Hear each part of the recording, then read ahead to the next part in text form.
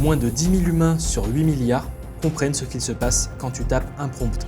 Les experts qui te vendent des packs de prompts à 9 € ne peuvent même pas expliquer pourquoi le prompt donne deux résultats différents. Dans cette vidéo, je vais te montrer ce que personne n'a jamais montré.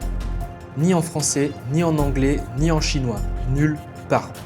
La mécanique interne, les probabilités, le chaos, et tout simplement pourquoi au bout de tout ça, on ne contrôle absolument rien. Si tu comprends 50% de ce qui va suivre, tu es déjà dans le top 0,1% du marché. Et si tu restes jusqu'à la fin, tu comprendras pourquoi même les créateurs de ces modèles ne savent même pas ce qu'ils ont construit. Donc avant de commencer, je préfère te prévenir, je vais aller à l'encontre de ce que tu as pu entendre sur le marché et de ce que tu crois potentiellement. Donc la règle numéro 1, c'est que je ne vais pas vulgariser vers le bas, je vais vulgariser vers le haut. Donc tu vas monter. La règle numéro 2, c'est que chaque mot a été pesé. Il n'y a rien qui est là par hasard. Et la règle numéro 3, c'est tout simplement, si tu arrives à comprendre 50% de ce qui suit, tu es déjà dans le top 0,1% du marché. Donc, tu vas vraiment te rendre compte de la profondeur de cette vidéo. Déjà, quand tu vas voir la longueur qu'elle va faire et le nombre de factualités qu'elle contient, c'est tout simplement la vidéo la plus travaillée et la plus profonde que j'ai faite sur cette chaîne en déjà plus de 3 ans. Commençons dans un premier temps en parlant de la boîte noire des LLM.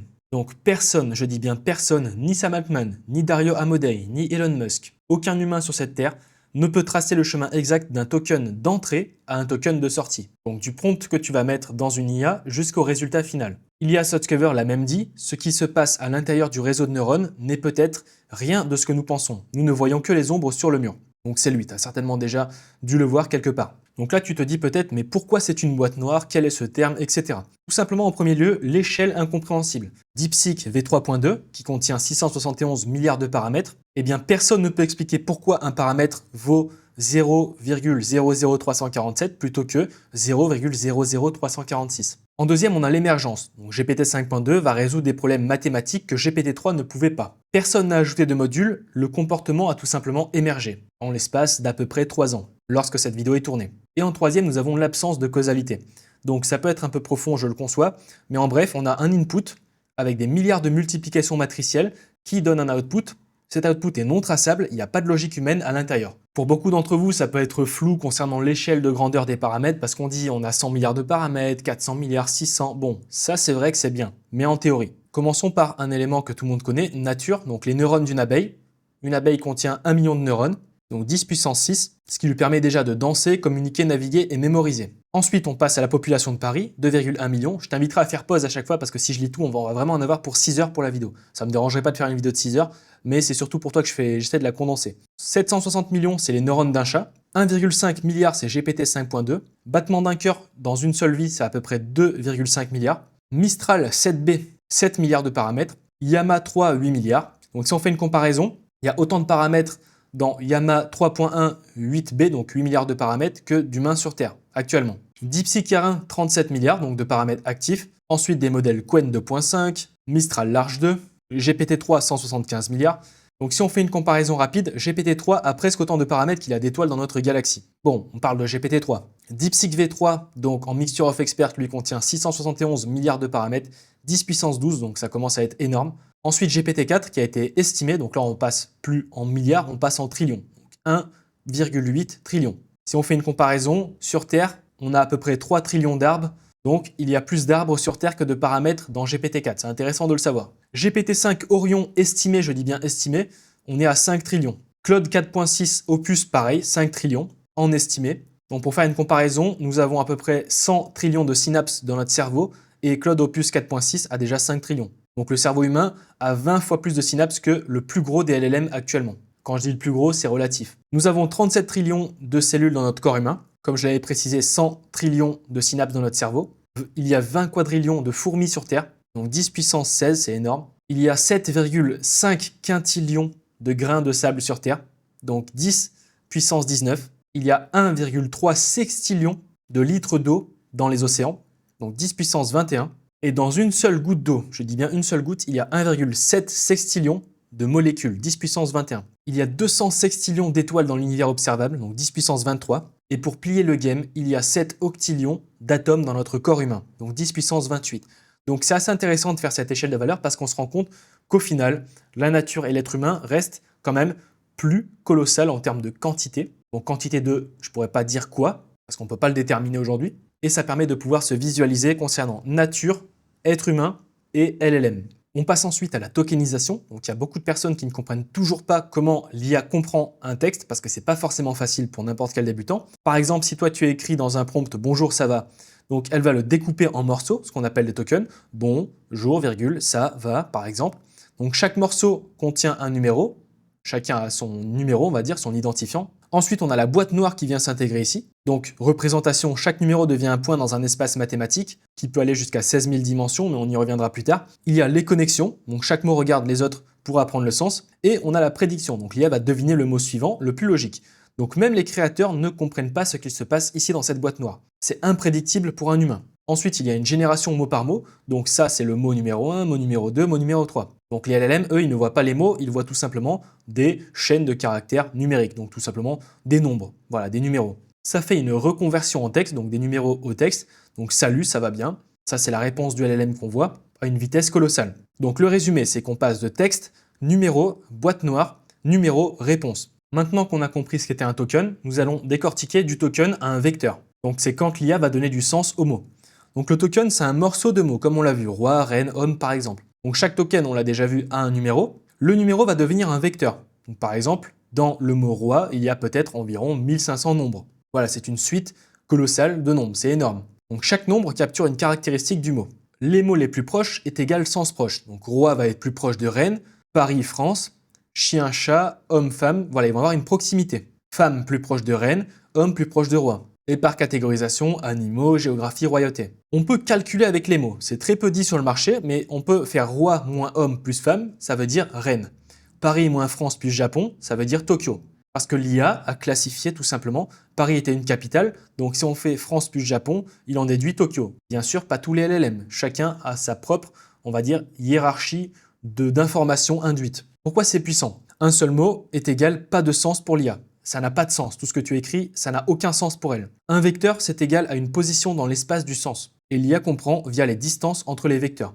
Donc comme on l'a vu dans ce nuage de points qu'on pourrait appeler nuage de points sémantique. Bien sûr, il y a des millions, voire des milliards de connexions.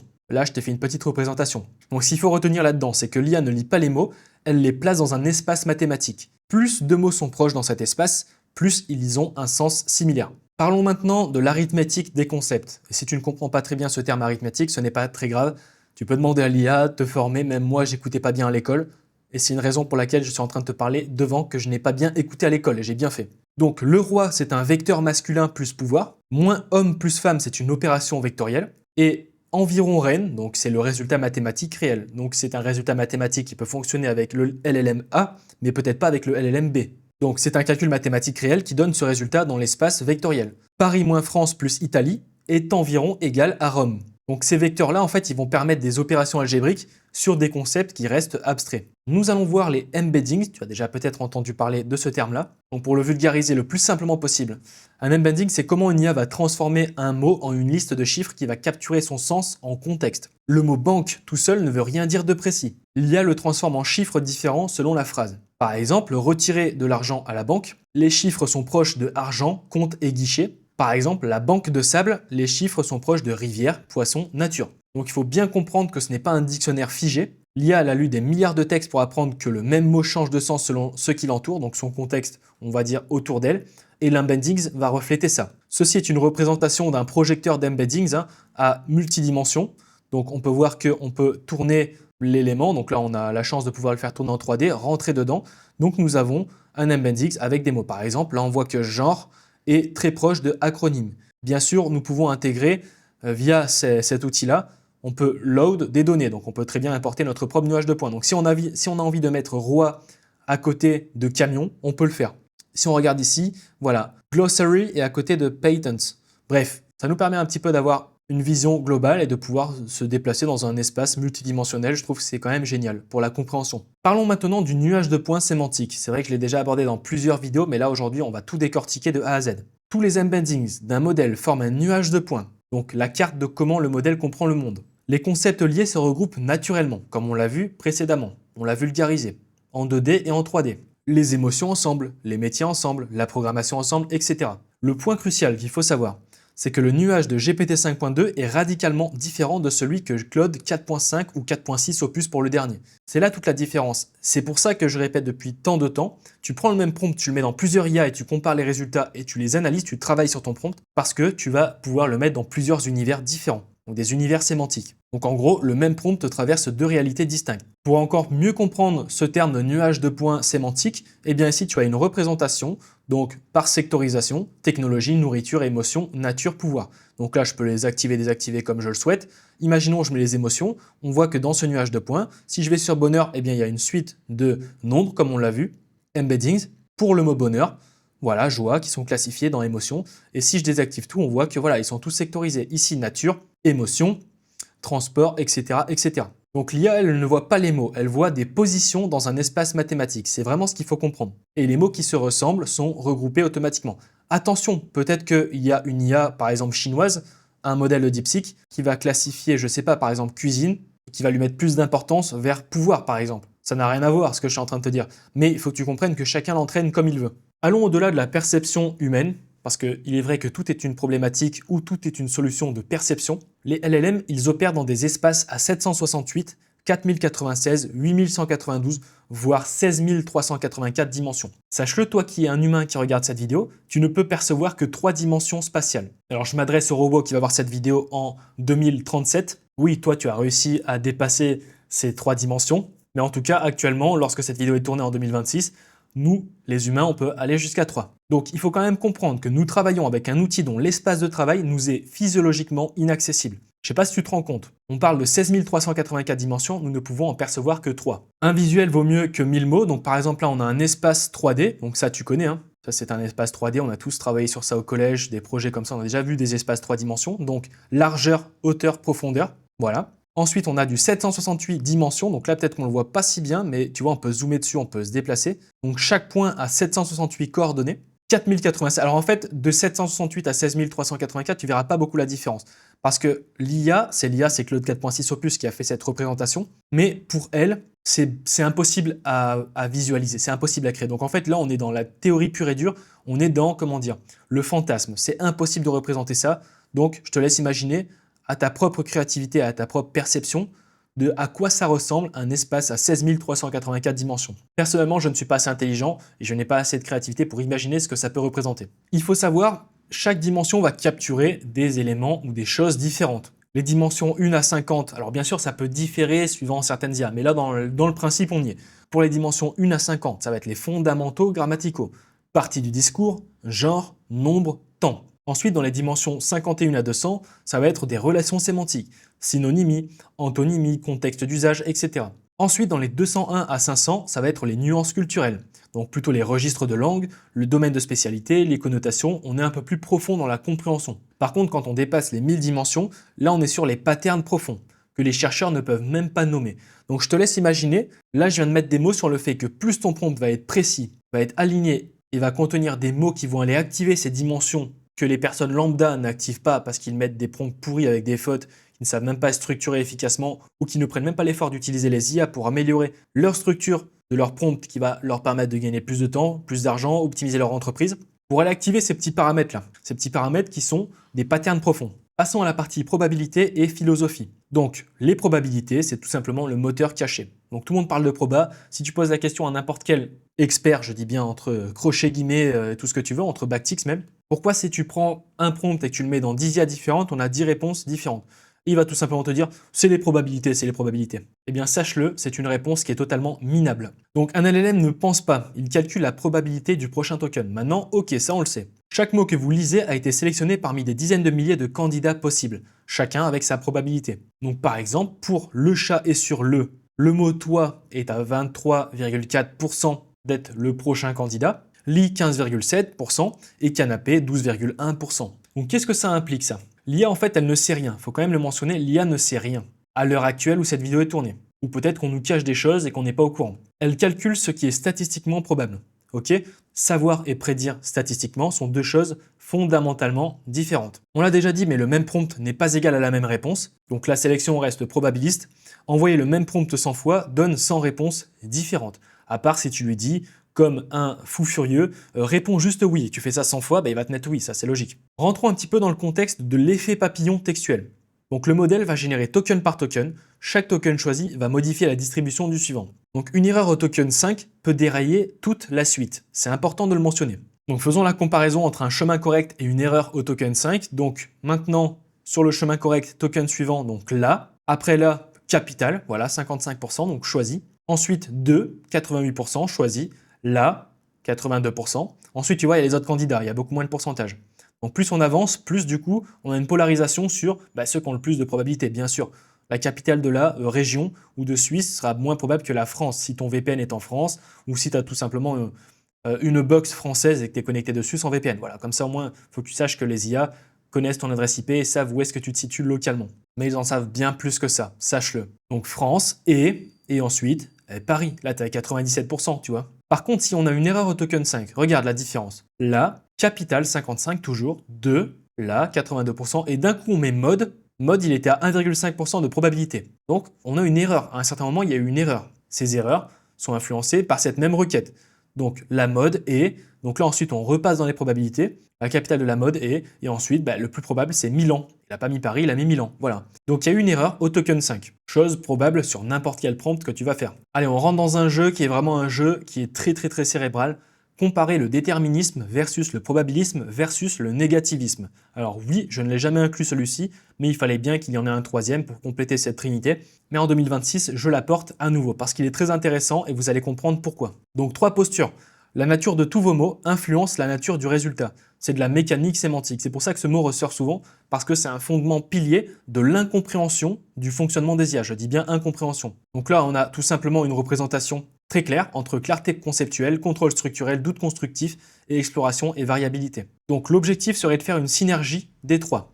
Donc déterminisme, comme on le sait, Spinoza, voilà, structure causale, probabilisme, Popper, explorer les alternatives. Le négativisme, c'est plutôt Sioran, donc la remise en question. Et si on fait une synergie, donc la fusion de toutes ces postures, on atteint des résultats qui sont vraiment intéressants. Donc la vraie puissance vient de la fusion des trois. Construire, diversifier, détruire et reconstruire. Oui, je ne parle pas juste de construire. Je parle de construire, je répète, construire, diversifier, détruire et reconstruire. Ceci est le cheminement de ce triptyque. Parlons maintenant du poids des verbes, parce que ce que je vois le plus souvent parmi les personnes que je peux voir utiliser les IA, ou les personnes que j'accompagne au début, que vraiment je les force à faire ça, je les engueule presque, en fait c'est le cas de le dire. Mais le poids des verbes, il faut comprendre le poids des verbes, il faut comprendre la finesse. Si tu écris tous tes prompts en français parce que tu es français, il faut que tu te formes sur ça. Je te dis pas de faire des prompts de synthèse de 3 lignes pour essayer de comprendre, mais travaille. Ça va te prendre peut-être 5 ans à 10 ans à comprendre le poids réel des verbes pour utiliser les bons verbes.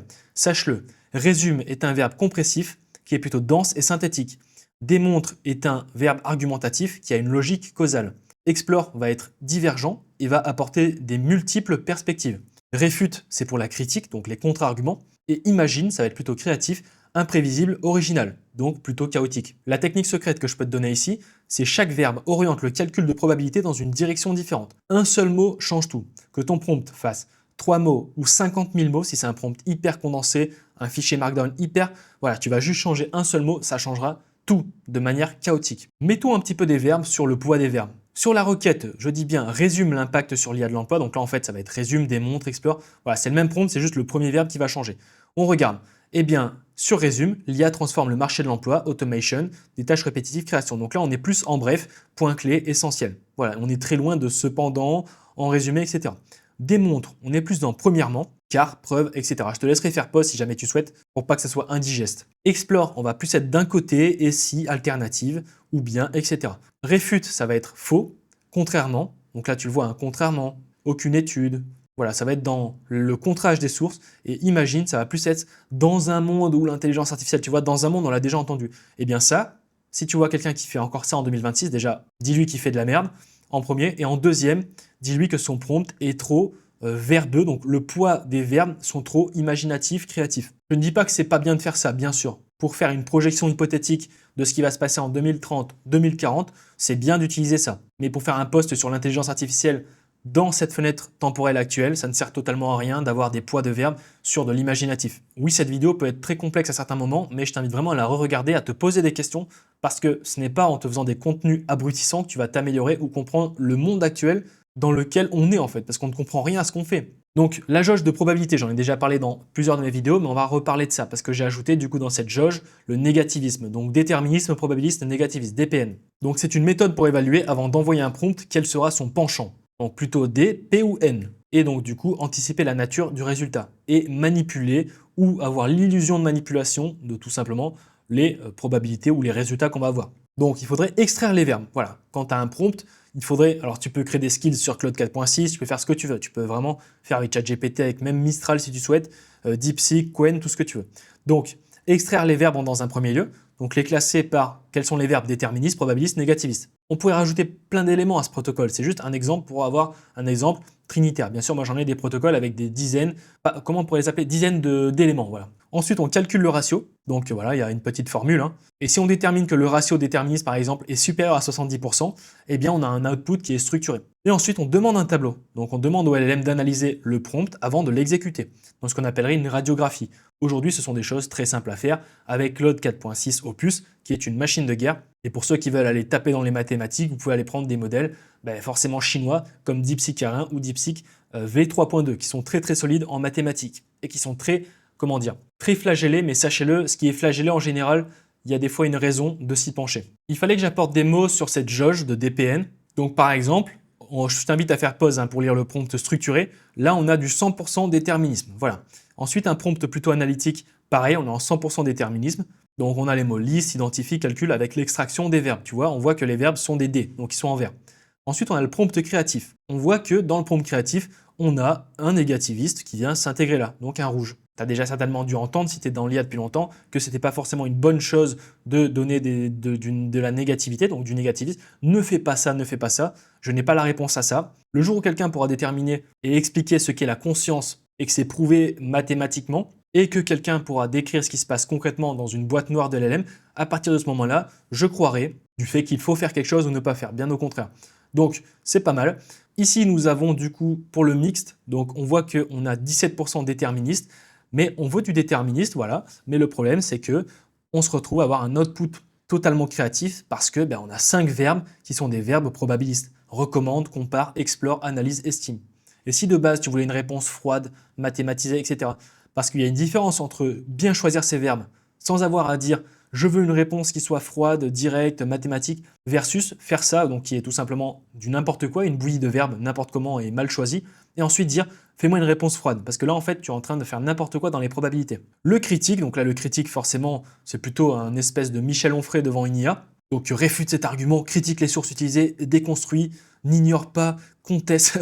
Donc là tu es en 0% déterministe, tu es à 100% négativiste. Et le défensif, donc le défensif c'est pareil, c'est un espèce de Michel Onfray bis. Donc là on est sur du 9 verbes tout simplement négativiste. Parlons de la cause à effet, chose qui est tellement sous-estimée, hein. Il vaut mieux acheter des packs de prompts que s'intéresser à la cause à effet d'y travailler pendant 1, 2, 3, voire jusqu'à 5 ans pour comprendre ce que c'est. Quand un prompt ne donne pas le résultat attendu, le problème n'est jamais l'IA est nulle. Donc ceux qui disent l'IA est nulle en fait, eh bien normalement t'es pas censé entendre ça parce que tu ne devrais même pas être plus proche de 200 mètres de ce genre de personnes. Le problème est tout simplement dans la chaîne causale entre vos intentions, donc votre intention ou vos intentions, vos mots, le traitement du modèle et l'output. On va parler du diagramme d'Ishikawa, donc qui est appliqué au prompting et qui identifie 6 familles de causes. Il est très important ce diagramme d'Ishikawa. Plus précisément, on parle de la méthode, de la matière, milieu, matériel, main-d'œuvre et mesure. Si on attribue la chaîne causale à un output que nous ne voulons pas, donc un output inattendu, donc ça c'est le résultat que quelqu'un dise oui mais ça marche pas, l'IA elle dit de la merde, je sais pas, enfin toutes ces genres de conneries tu vois. En gros la méthode par exemple qui a mal été appliquée, donc c'est même pas qui a mal été appliquée, on pourrait pas dire mal ou bien, c'est tout simplement la chaîne causale, très important. Donc là j'ai fait une erreur qui est colossale, il faut bien la retenir et je la laisserai. Donc méthode c'est la structure du prompt, pas de rôle assigné, pas d'exemple en few-shot, la matière ça va être les données fournies, donc le contexte est totalement incomplet, les données sont contradictoires. Le milieu, c'est le contexte d'utilisation, donc un mauvais modèle choisi, une température qui est trop haute, donc trop créative par exemple. Ensuite, nous avons la main-d'œuvre, donc c'est toi l'utilisateur. Ton intention est floue de base, donc peut-être que des fois ton intention n'est pas claire, donc tu t'attends à un résultat. Si déjà tu sais pas ce que tu veux, comment veux-tu que l'IA te dise ce que tu veux sans savoir ce que tu veux? C'est pas possible. Il y a un manque d'itération, donc ça c'est les hunters, the one prompting, one shot prompting. Le matériel, ce sont les modèles et les outils, donc la limite du modèle, par exemple les fenêtres de contexte de token, etc. Tu n'utilises pas de tools ni de plugins, pas de recherche internet par exemple, si tu fais une requête, tu cherches les dernières news du jour mais tu ne dis pas d'aller chercher sur internet sur des sources, logique. Donc le matériel n'est pas bon. Et la mesure, donc l'évaluation du résultat, eh bien tu n'as pas déterminé de critères clairs et tu n'as pas d'attente irréaliste. Voilà. Donc au final, si ces éléments ne sont pas respectés, forcément, eh bien l'effet suivant toutes ces causes, cause à effet, voilà, l'effet procuré, eh bien c'est un output inattendu. Donc si tu fais attention à tout ça, forcément, eh bien l'effet sera plus intéressant. Faisons ensuite la proximité avec la théorie du chaos, donc appliquée au LLM tout simplement. Donc sache-le, les LLM sont des systèmes qui sont chaotiques.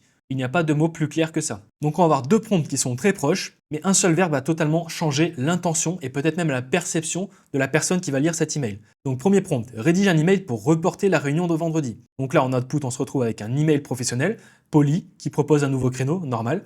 Par contre, rédige un email pour annuler la réunion de vendredi. On l'a vu, hein, la jauge DPN, là on est dans les D, et là on est dans les N, donc déterministe. Voilà, c'est déterministe, et là c'est négativiste. Et ce prompt-là, avec le verbe annuler, procure un output d'email d'annulation définitive avec excuse et contexte. Donc bien sûr, c'est un prompt très petit, il n'y a pas de contexte, il n'y a rien. Donc sur la chaîne causale, comme on l'a vu précédemment, avec le diagramme d'Ishikawa, eh bien on se retrouve avec un output de merde. Parce qu'on ne veut pas définitivement annuler un rendez-vous avec des excuses et dire « Allez, ciao, je veux plus de ça ». Non, peut-être que le gars voulait reporter, tu comprends un petit peu la nuance. Donc de minuscules variations dans des conditions initiales produisent des résultats radicalement différents. Changer un mot dans un prompt de 200 mots peut changer tout l'output, je l'ai déjà dit, je le répète. Ajouter aussi une virgule peut modifier le sens perçu. Une seule virgule, un seul caractère. Je vous rappelle, à l'époque, il y avait des techniques d'injection avec certains caractères spéciaux qui étaient donnés à des LLM qui permettaient de les débrider, de leur dire des choses, de leur faire dire des choses illégales. Un seul caractère. Parlons un petit peu d'un ancien président que surtout les anciens vont connaître, un Poincaré. Donc à l'époque, nos présidents étaient des Poincarés. Aujourd'hui, on se retrouve avec, bon, je pourrais pas le dire. Donc lui, ce qu'il disait, Poincaré, donc des grands présidents de l'époque, une cause très petite qui nous échappe détermine un effet considérable que nous ne pouvons pas ne pas voir. Je dis bien pas ne pas voir. Et Henri Poincaré, lui, c'était un mathématicien, physicien, ingénieur et philosophe des sciences français. Ici, on se fait un petit plaisir, une analogie avec la quantique. La quantique mérite plusieurs vidéos, c'est extrêmement complexe, mais voilà, il fallait faire des parallèles qui sont conceptuels, factuels. Factuels par rapport à qui, par rapport à quoi? Je préfère toujours mettre une alarme ici. C'est parti pour le parallèle. Donc tous les états coexistent. Donc superposition, pré-génération. En quantique, la particule, elle existe partout à la fois, avant d'être mesurée. Je dis bien avant d'être mesurée.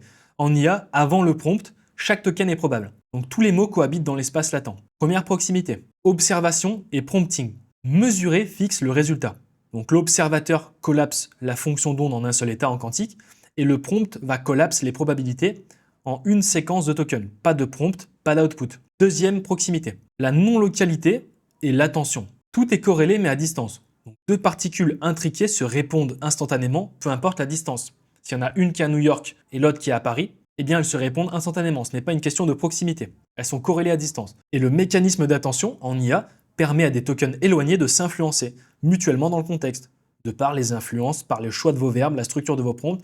Donc en gros, troisième proximité. Incertitude et stochasticité. Donc tout est probable, il n'y a jamais de certitude. Heisenberg le disait, on ne peut tout prédire simultanément. Donc le même prompt avec le même modèle ne donnera jamais la même réponse. Et la température contrôle le chaos. La distribution restera. Donc ça fait plaisir de faire ce parallèle dans le sens où si, quand on comprend, bien sûr il y en a qui sont débutants, qui ne connaissent pas ces sujets, qui n'ont peut-être pas assez travaillé, encore une fois, mais ceux qui comprennent un petit peu le sujet, au moins à 1% de compréhension, ok, vous arrivez à comprendre qu'en fait, les deux sont chaotiques, imprévisibles, et les deux mènent vers du chaos. Allez, là, je pense qu'il y en a beaucoup qui vont aimer.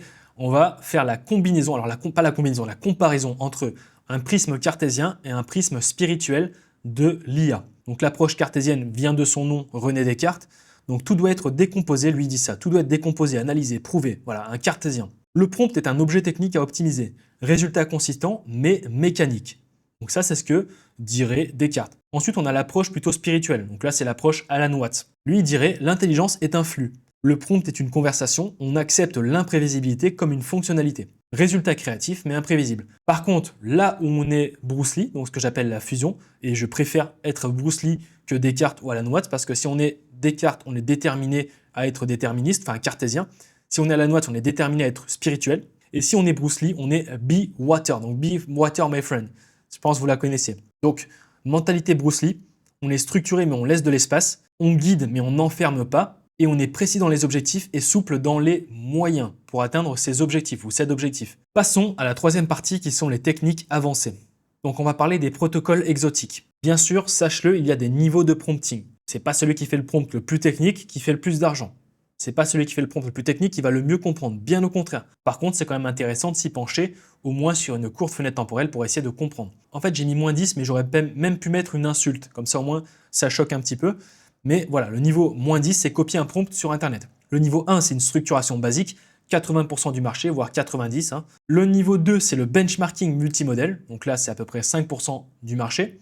Donc celui qui va faire la comparaison entre un modèle chinois et américain, qui va dire, bah tiens, là je vais poser une requête, mais je vais le mettre sur un modèle chinois-américain, ou je vais le mettre sur deux modèles, par exemple un GPT 5.2 et un Claude Opus 4.6. Et le niveau 3, eh bien, c'est celui qui va créer ses propres protocoles. Donc là, c'est vraiment moins de 1% de la population qui utilise l'IA. Créer ses propres protocoles, c'est vraiment réservé à ceux qui veulent pousser les LLM dans des retranchements et ou qui veulent les débrider. Donc on va avoir deux types de formats de prompting avancés, donc les avancés et les hyper avancés. Donc bien sûr, là après on parlera de fusion, donc du LMQL, du YAML config, du React. Bien sûr, je t'inviterai à faire pause pour voir les structurations, skeleton opt-out, directional stimulus, schema enforcement. Et en hyper avancé, on a l'arbre de pensée, le TOT, le GOF, le meta-prompting, les self-consistency, constitutional prompting, DSPY, bref. Et encore, là, j'en ai cité quelques-uns, mais il y en a des milliers, voire peut-être même des millions, parce qu'on peut en combiner et en créer. Maintenant, on va faire un petit point de focus sur la boucle infinie exotique. Donc, on a une petite forêt exotique sur la partie droite, ça fait plaisir. Donc, la boucle infinie exotique, c'est fusionner plus de 3 formats, comme on les a vus précédemment, donc plusieurs formats, pour créer une structure unique, donc son propre protocole, que le LLM n'a jamais vu. Ce qui permet à forcer le modèle à traiter une structure inédite et ce qui va activer des patterns d'attention différents. Comme on l'a vu, on va activer des dimensions, des couches qui sont très peu activées ou qui sont très profondes. Donc le résultat va être souvent plus profond et plus original. Souvent, je dis bien souvent. Exemple, on fait du XML plus du pseudocode plus du négativisme, eh bien on se retrouve à avoir de la construction, de la déconstruction et de la synthèse antifragile. Donc là, on n'est pas juste sur créer une synthèse de cette vidéo YouTube en quelques lignes. Voilà, ça c'est vraiment du bas niveau à côté de ça. Il faut aussi en parler, eh bien je pense que tu le sais peut-être pas, mais il y a des leaks de prompt system. Tous les LLM ont déjà été débridés par certaines personnes qui ont créé sur GitHub des ressources, donc on voit les prompts système des LLM. Donc sache-le, chaque IA commercial a un système prompt caché qui va définir son comportement. Donc ces prompts, ils sont censés être secrets, mais ils ne le sont pas au final. Donc les leaks, ce qu'ils révèlent, c'est que les meilleurs prompts du monde ne ressemblent pas à ce qu'on voit sur le marché. Attribuer un rôle à une IA, dire tu es un expert en X ou Y, c'est de la connerie. C'est pas du tout ce qui est fait dans les leaks de prompt system. Les leaks de prompt system, ce sont des architectures, du moins des structures techniques qui sont profondes. Par exemple, allons voir le leak du système prompt de Claude 4.6 Opus, qui est un modèle très apprécié et utilisé par le marché aujourd'hui. Donc là, nous l'avons en preview, mais techniquement, il est écrit en format code. Donc, nous sommes sur GitHub, et on voit que ce système prompt, c'est le système prompt de Claude 4.6 Opus. Regardez-moi ça, c'est colossal. C'est structuré, encore une fois, en un espèce d'XML. Donc, c'est un XML, c'est du XML, un format XML. Voilà, tous ceux qui font du Markdown et qui disent « Ouais, Claude, il faut écrire en langage naturel », tiens, c'est bizarre. Si tu veux être vraiment bon et comprendre comment ça se passe à l'intérieur, déjà, il faudrait décortiquer tout ça. Bien sûr, tu peux le faire. Et c'est très long, regarde, là, on est à plus de 5000 lignes, je crois. Alors, peut-être pas quand même, mais on est à 4000, ouais. On est à 3886 lignes. Voilà, ça, c'est le système prompt, ok? C'est une réponse à une question qui est clairement objective à plus de 100%. Pourquoi écouter ce qu'il y a sur le marché quand tu as des leaks de système prompt dont tu peux t'en inspirer pour comprendre comment Claude, comment les ingénieurs payent des millions de dollars par an, voire même peut-être par mois, structurent leur prompt pour pouvoir s'en inspirer. Je survole beaucoup les sujets, bien sûr chacun d'entre eux pourrait avoir une vidéo très profonde et approfondie, voilà, mais sache-le, j'ai vraiment travaillé sur tous ces sujets et je continue de travailler. Travailler pour moi, c'est sur au moins une fenêtre de 5 ans. Donc si certaines vidéos t'intéressent plus précisément sur un sujet, n'hésite pas à me le dire en commentaire. Ça fait super plaisir. Et de laisser un like et un commentaire. Et surtout t'abonner à cette chaîne, qui est une chaîne que tu ne verras nulle part ailleurs dans le monde entier. Bien sûr parce que je ne recopie pas, je crée. La neuro-augmentation. Trump se fait défoncer dans tous les sens, tout le monde parle de Neuralink, etc. Mais il y a des nuances, il y a des éléments à comprendre. Donc l'IA ne remplace pas l'intelligence humaine. Ok, bon ça je le dis. Elle la transforme. Elle peut la transformer bien plus rapidement que ce qu'on pouvait faire à l'époque. Maintenant, aujourd'hui, en 2026, même 2023, on pouvait le dire, en temps réel, chez chaque utilisateur quotidien, le concept de cerveau étendu, donc cerveau étendu, c'est tout simplement l'esprit humain ne s'arrête pas à la frontière du crâne, eh bien, nous avons les LLM.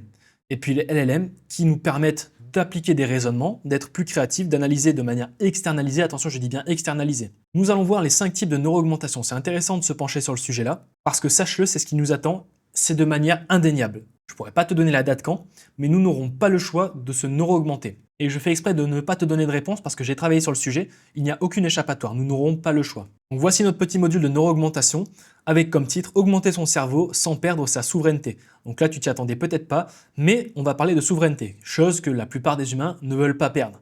Voilà, j'ai pas envie qu'on me supprime mon cerveau et que ça devienne une coquille vide et que n'importe quel GAFA me mette ce qu'il veut dedans. Non, je veux quand même garder une certaine souveraineté. Là, on a une comparaison entre le cerveau seul. Donc le cerveau seul, il est 100% souverain mais 0% augmenté. Donc sur la mémoire du travail, vitesse d'analyse, diversité cognitive, créativité combinatoire et réflexivité, chacun de ces 5 éléments ont 100% de souveraineté. On a un score de 100%. Maintenant, un cerveau plus un LLM, ok? Donc là, on se retrouve avec un homme augmenté plus souverain. Donc il reste encore souverain, mais pas à 100%. Donc sa mémoire de travail, elle passe à 92 en score. Bien sûr, on pourrait voir les comparaisons, mais on va éviter de perdre trop de temps. Vitesse d'analyse, on passe à 97 en score. Diversité cognitive, là c'est le pire, c'est qu'on se retrouve avec du 78%. Créativité combinatoire 85 et réflexivité, on est à 88. Par contre, si on parle du cerveau plus une puce, c'est là le potentiel danger, je dis bien potentiel, mais nous n'aurons pas le choix, ok? C'est ce qu'on appelle un homme augmenté, mais asservi. Asservi par des entités externes ou asservi par lui-même. Il y a 2 nuances. C'est pas le tout de dire « ouais, mais si je mets une puce, n'importe qui ou Elon Musk va décider que j'ai envie de manger un McDo, donc je vais manger un McDo. » Parce qu'il a acheté des actions à McDo et que ça a été automatisé de tous ces éléments pour déterminer cette prise de décision dont je suis asservi. Non, moi je le vois différemment. C'est que peut-être qu'on va prendre les mauvaises décisions et on va confirmer ces mauvaises décisions en perdant une certaine, criticité. Voilà, une certaine criticité dans nos choix, dans nos décisions, dans nos analyses et dans la vraie connaissance pure qu'on peut avoir. Donc, mémoire de travail, on se retrouve avec 31 sur 100, vitesse d'analyse 24, diversité cognitive 18, créativité combinatoire 22 et réflexivité, on est à 15. Donc pour vulgariser tout ça, en fait, la vraie intelligence, c'est tout simplement choisir son augmentation. Celui qui sera le plus intelligent, c'est celui qui choisira soit d'être seul, soit d'être avec un LLM sans avoir de puce, ou soit avoir une puce dans son cerveau. Je voulais quand même le placer là parce que pour moi c'est une guerre qui est invisible, il faut quand même le mentionner. À l'époque, on se battait tous en SEO pour apparaître dans Google, mais il y a aussi une guerre là qui est vraiment puissante et colossale et que peu de personnes en parlent. D'ailleurs, je veux quand même en parler parce que j'ai fait aussi du SEO. Actuellement, il y a des grandes sociétés, donc les GAFAM, on pourrait dire les GAFAMO, parce qu'OpenAI, pour moi, ça va rentrer dedans, vont travailler pour intégrer dans leur LLM des résultats de recherche les plus pertinents par rapport à ce qu'ils auront décidé. Donc c'est une mutation silencieuse. En 2019, Google avait introduit BERT, donc il comprend l'intention, pas juste les mots-clés, en 2019 déjà. Ensuite, MEM en 2021, donc c'était 1000 fois plus puissant. Ensuite, SGE et AI Overviews en 2024-2025. Donc maintenant, Google, tu le sais, Google, il y a de l'IA dedans. Donc il génère des réponses directes avec de l'IA. Donc le SEO de 2020, c'était tout simplement avec des mots-clés. Le SEO de 2026, c'est avec des embeddings. Donc là, très clairement, si je te montre cette différence-là, tu dis, bon, quelle est la réelle différence? Si tu te poses cette question et que tu ne creuses pas le sujet, tu resteras ignorant et tu ne comprendras pas cette guerre invisible. C'est un vrai danger. Pourquoi c'est un danger? Demain, une entité, je ne vais pas citer de nom, voilà, une entité, donc une personne, ok, achète des actions sur une société parce qu'elle a eu une information avant tout le monde, décide que n'importe quelle personne qui va poser une question sur quelle est la meilleure action à acheter, eh bien, elle va décider que ça soit la première qui va s'afficher, et tout le temps, celle-ci. Est-ce que tu comprends un petit peu mieux le problème de la guerre invisible des algorithmes SEO? Je pense que oui. Allez, on va parler d'un sujet qui est tout simplement, bon, c'est périlleux là où je vais, ok? Là, ce que je suis en train de dire, ça va me faire rentrer dans des bases de données chez certaines institutions dans cette vidéo, sache-le. Là, je me mouille un petit peu sur le maillot parce que bien sûr, il faut savoir dire ce qui est factuel et ce qui est publié publiquement. L'armement IA.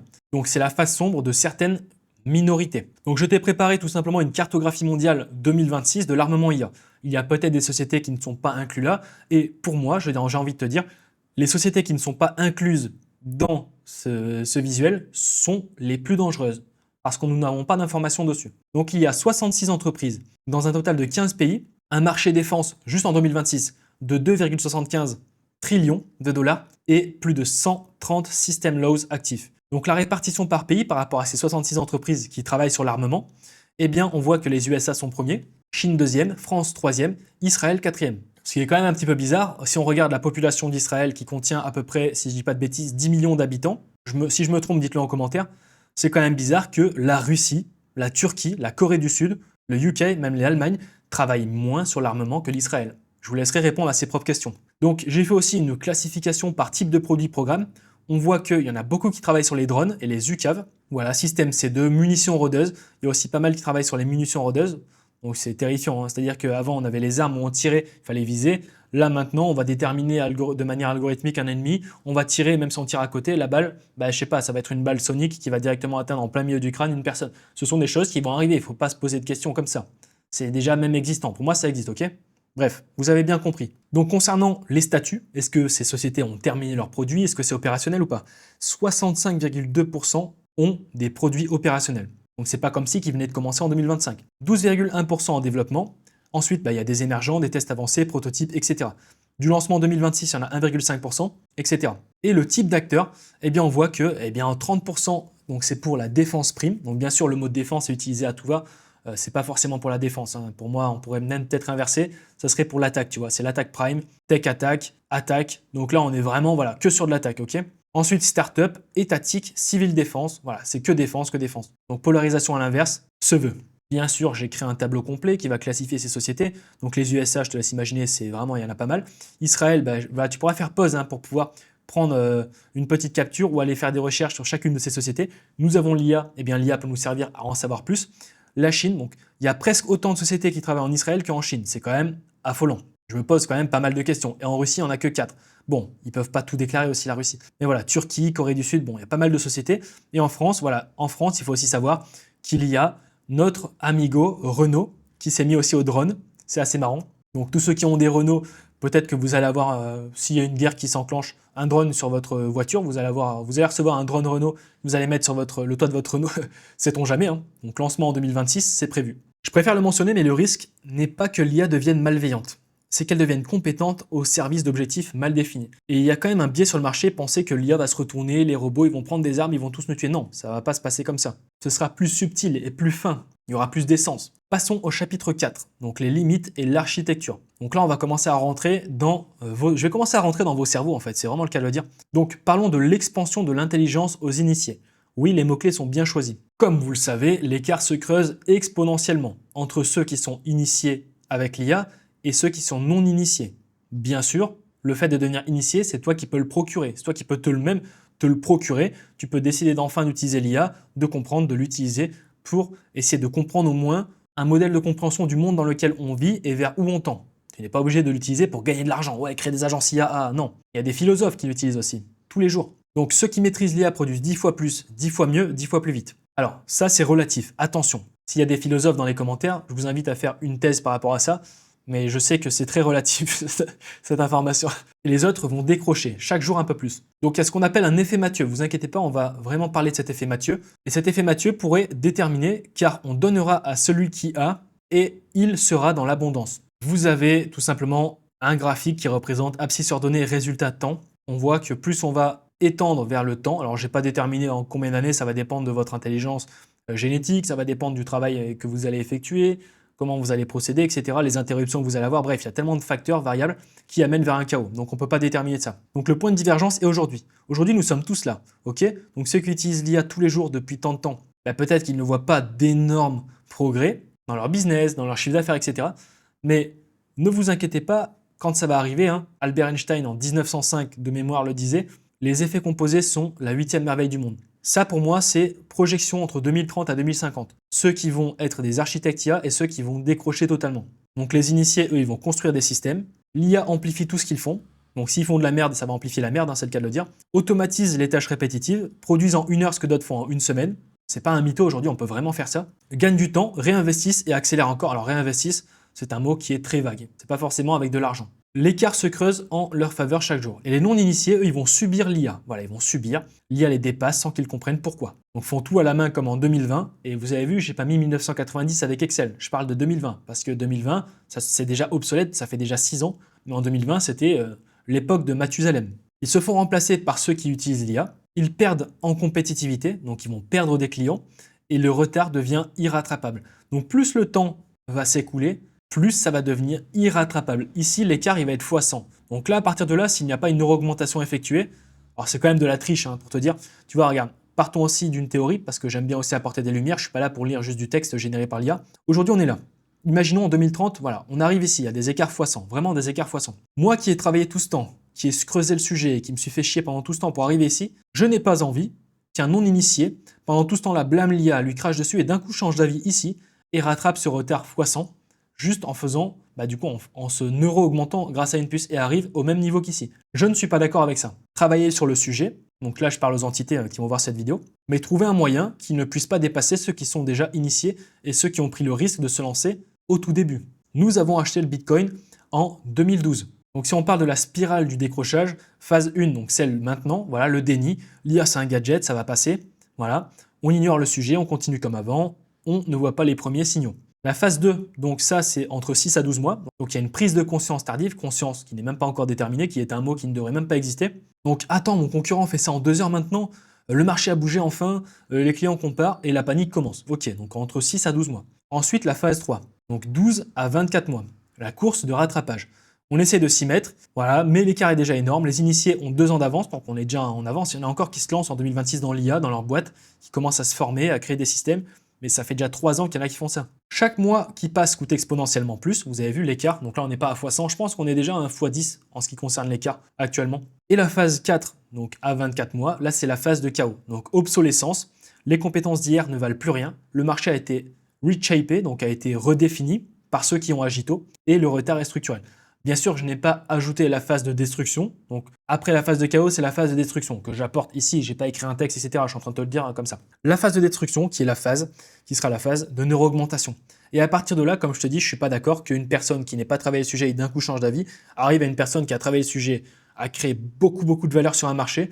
Tu vois, c'est pas possible. Il faudra trouver un élément qui ne dépasse pas un plafond de verre, qui ne dépasse pas les 80%.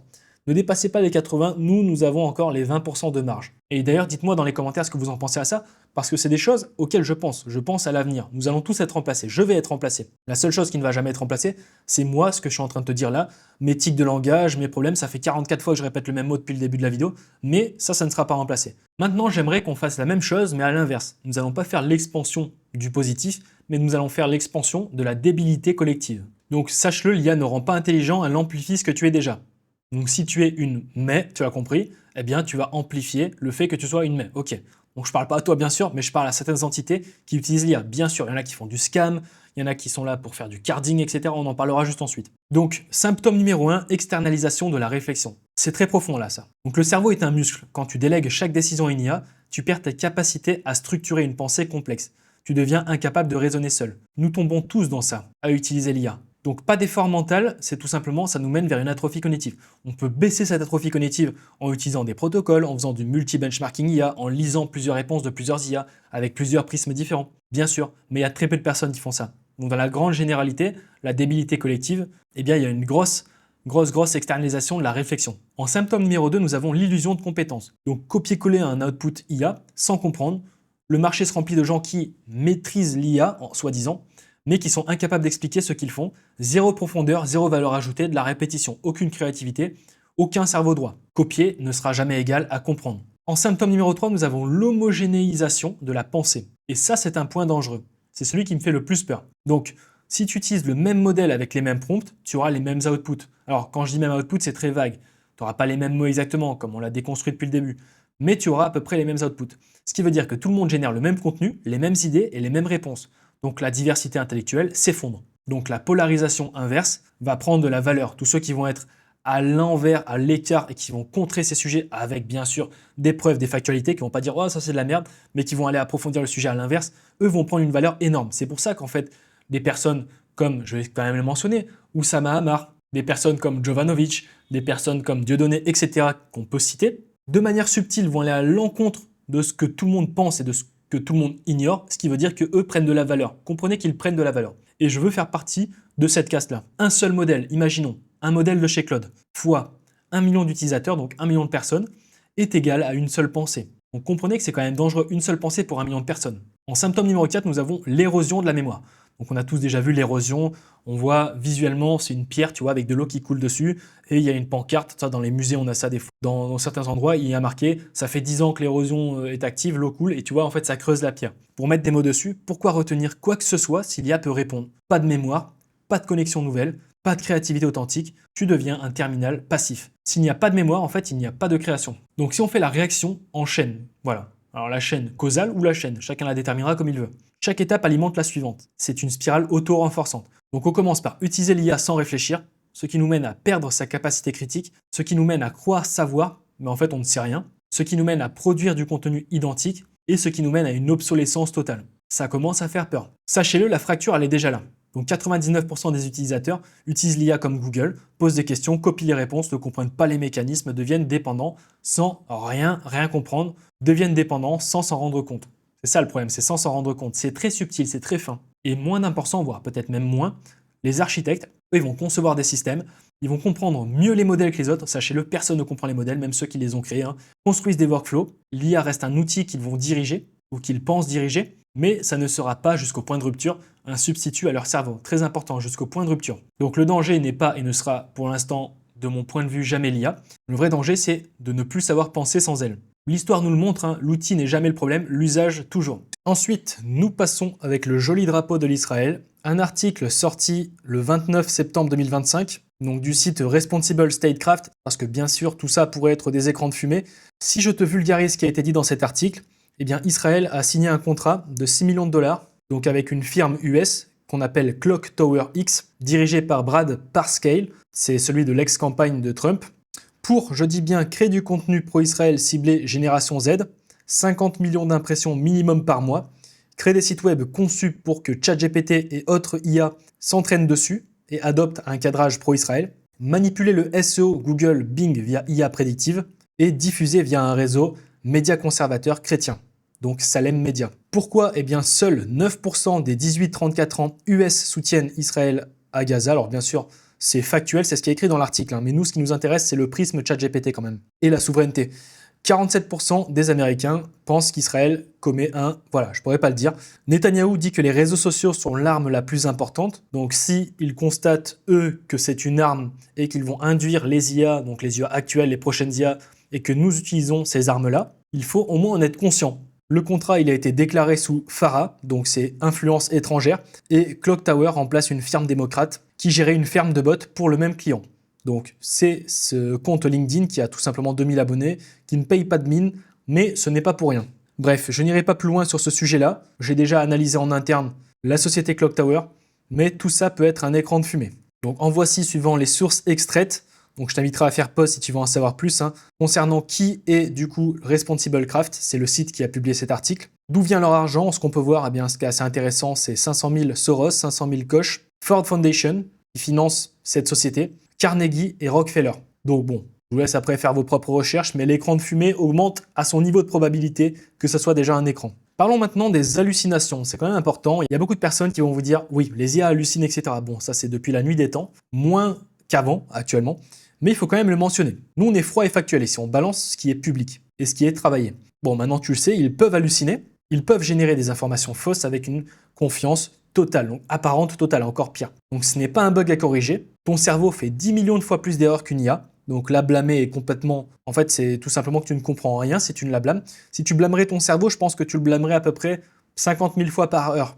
Le nombre de fois où tu fais des fautes de raisonnement, des raisonnements fallacieux, des mauvaises prises de décision, des mauvaises pensées, bon, je pense que tu peux t'auto-blâmer toute la journée. Donc, il faut quand même le mentionner pour que ça rentre dans le transcript. Donc, je vous ai classifié les types d'hallucinations, parce qu'il y a les hallucinations humaines et les hallucinations d'une IA, donc d'une machine, donc avec une taxonomie complète des types d'hallucinations.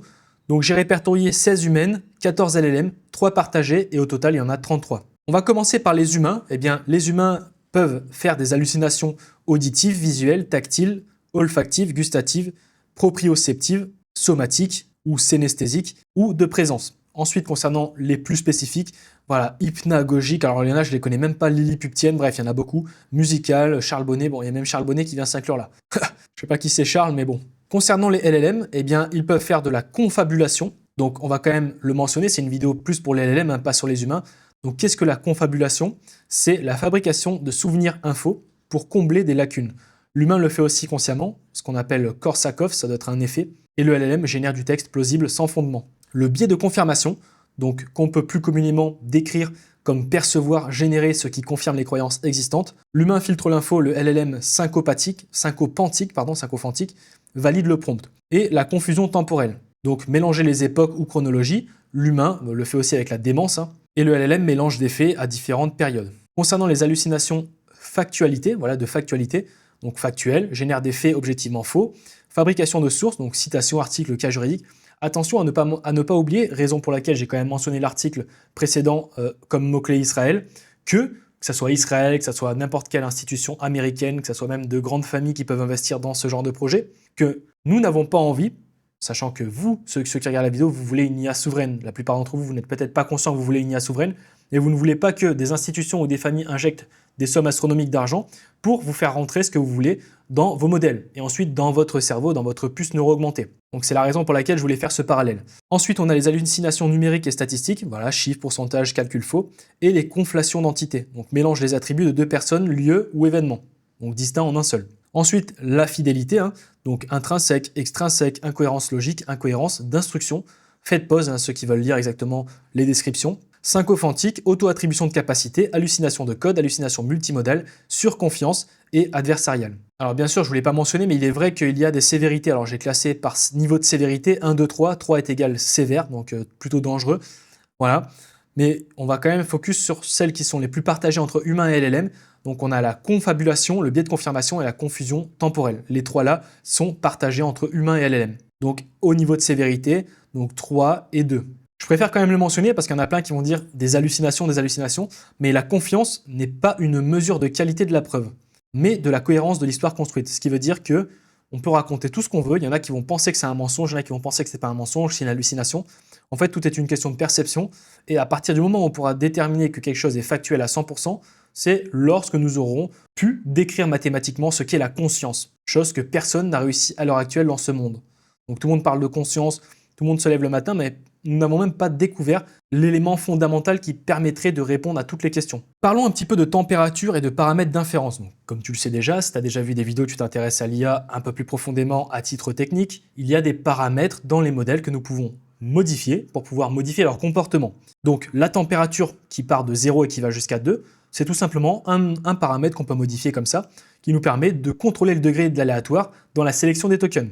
Donc c'est le bouton qui le fait basculer. Si on polarise à 2, on aura une réponse hyper créative, hyper probabiliste, hyper chaotique. Et si on polarise à 0, hyper mathématique, déterministe et mécanique. Donc je t'ai fait un petit schéma décisionnel de la température pour que tu puisses comprendre le plus clairement possible sous un tableau.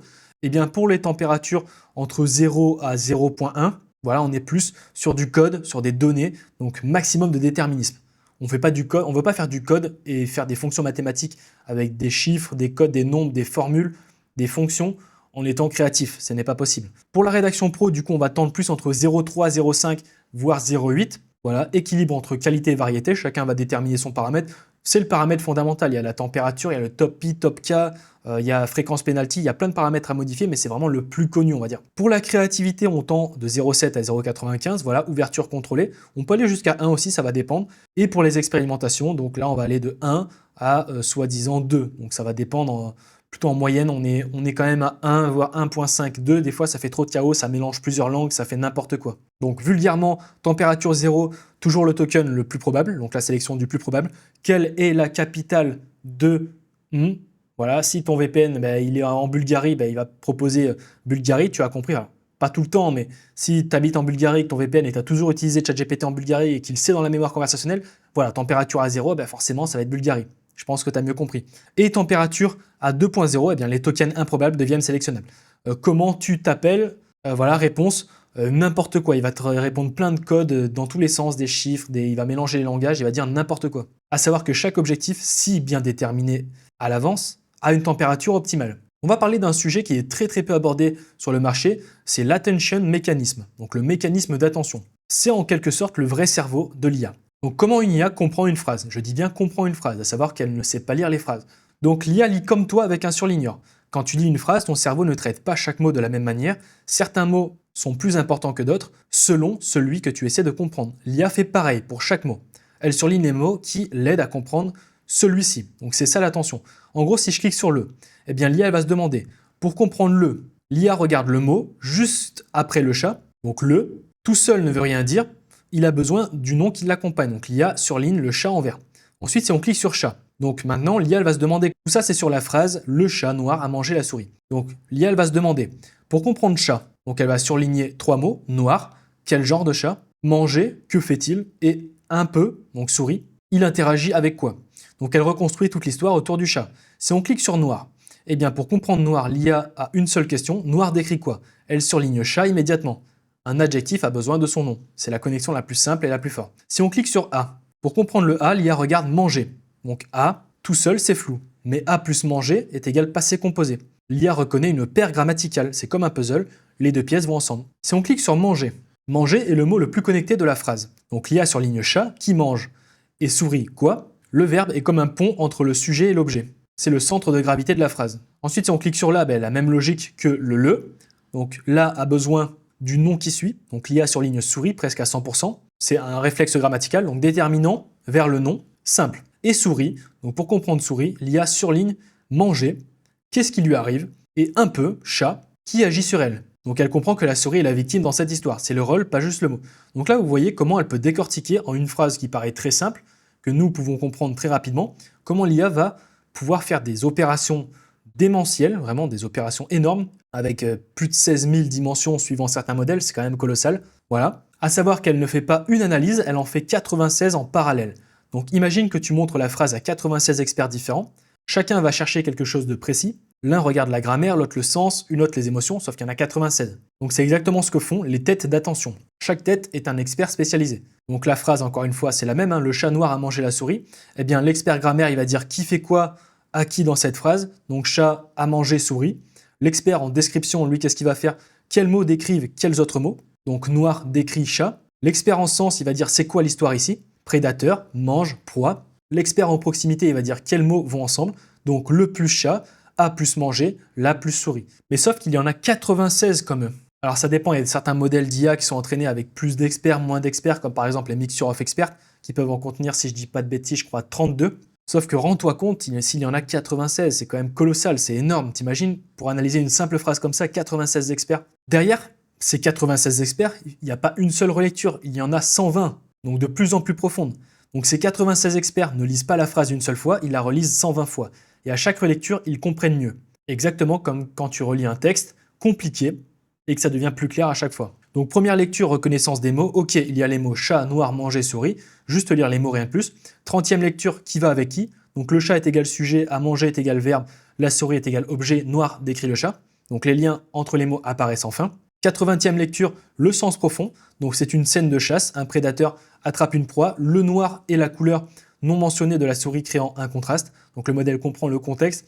Et à la 120e lecture, on a enfin le raisonnement complet. Donc si on me demande qui a mangé quoi, la réponse est le chat a mangé la souris. Si on me demande la suite, le chat est probablement rassasié. Donc vous avez vu, pour en détenir cette conclusion, on n'a jamais parlé de rassasié, eh bien le raisonnement a appliqué cette projection suite à une 120e relecture. C'est dans le principe pour que vous compreniez, même si on avait 1000, même si on avait 50 000, c'est pareil. Donc 96 experts fois 120 relectures est égal à 11 520 analyses pour une seule phrase, à une vitesse colossale. Donc si on résume en une seule image, un mot, un surligneur, 96 experts, 120 relectures est égal à la compréhension totale. Pourquoi cela est important pour le prompting? Il faut quand même que je le mette en avant. Eh bien, l'ordre des mots compte. Je le répète depuis très longtemps. Alors, il est vrai que même peut-être par chance, je l'avais dit au tout début en 2023, l'ordre des mots compte sans vraiment le savoir. Maintenant, je peux le confirmer, je te le confirme d'office. L'ordre des mots compte. Donc, le mécanisme d'attention va donner plus de poids aux tokens récents et aux tokens avec des relations fortes. Ensuite, l'effet de primauté et de récence.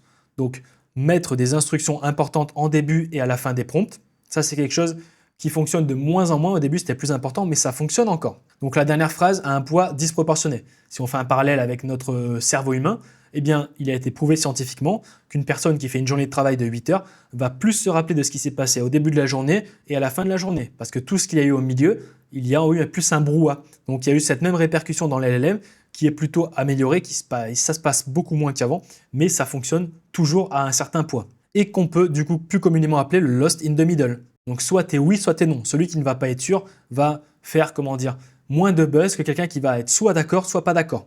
Ce qu'on appelle la polarité. 0 ou 100, pas 50. Donc les prompts très longs diluent l'attention. Le modèle oublie le milieu, plus communément a plus de chances d'oublier ce qui se passe au milieu, surtout pour les anciens modèles.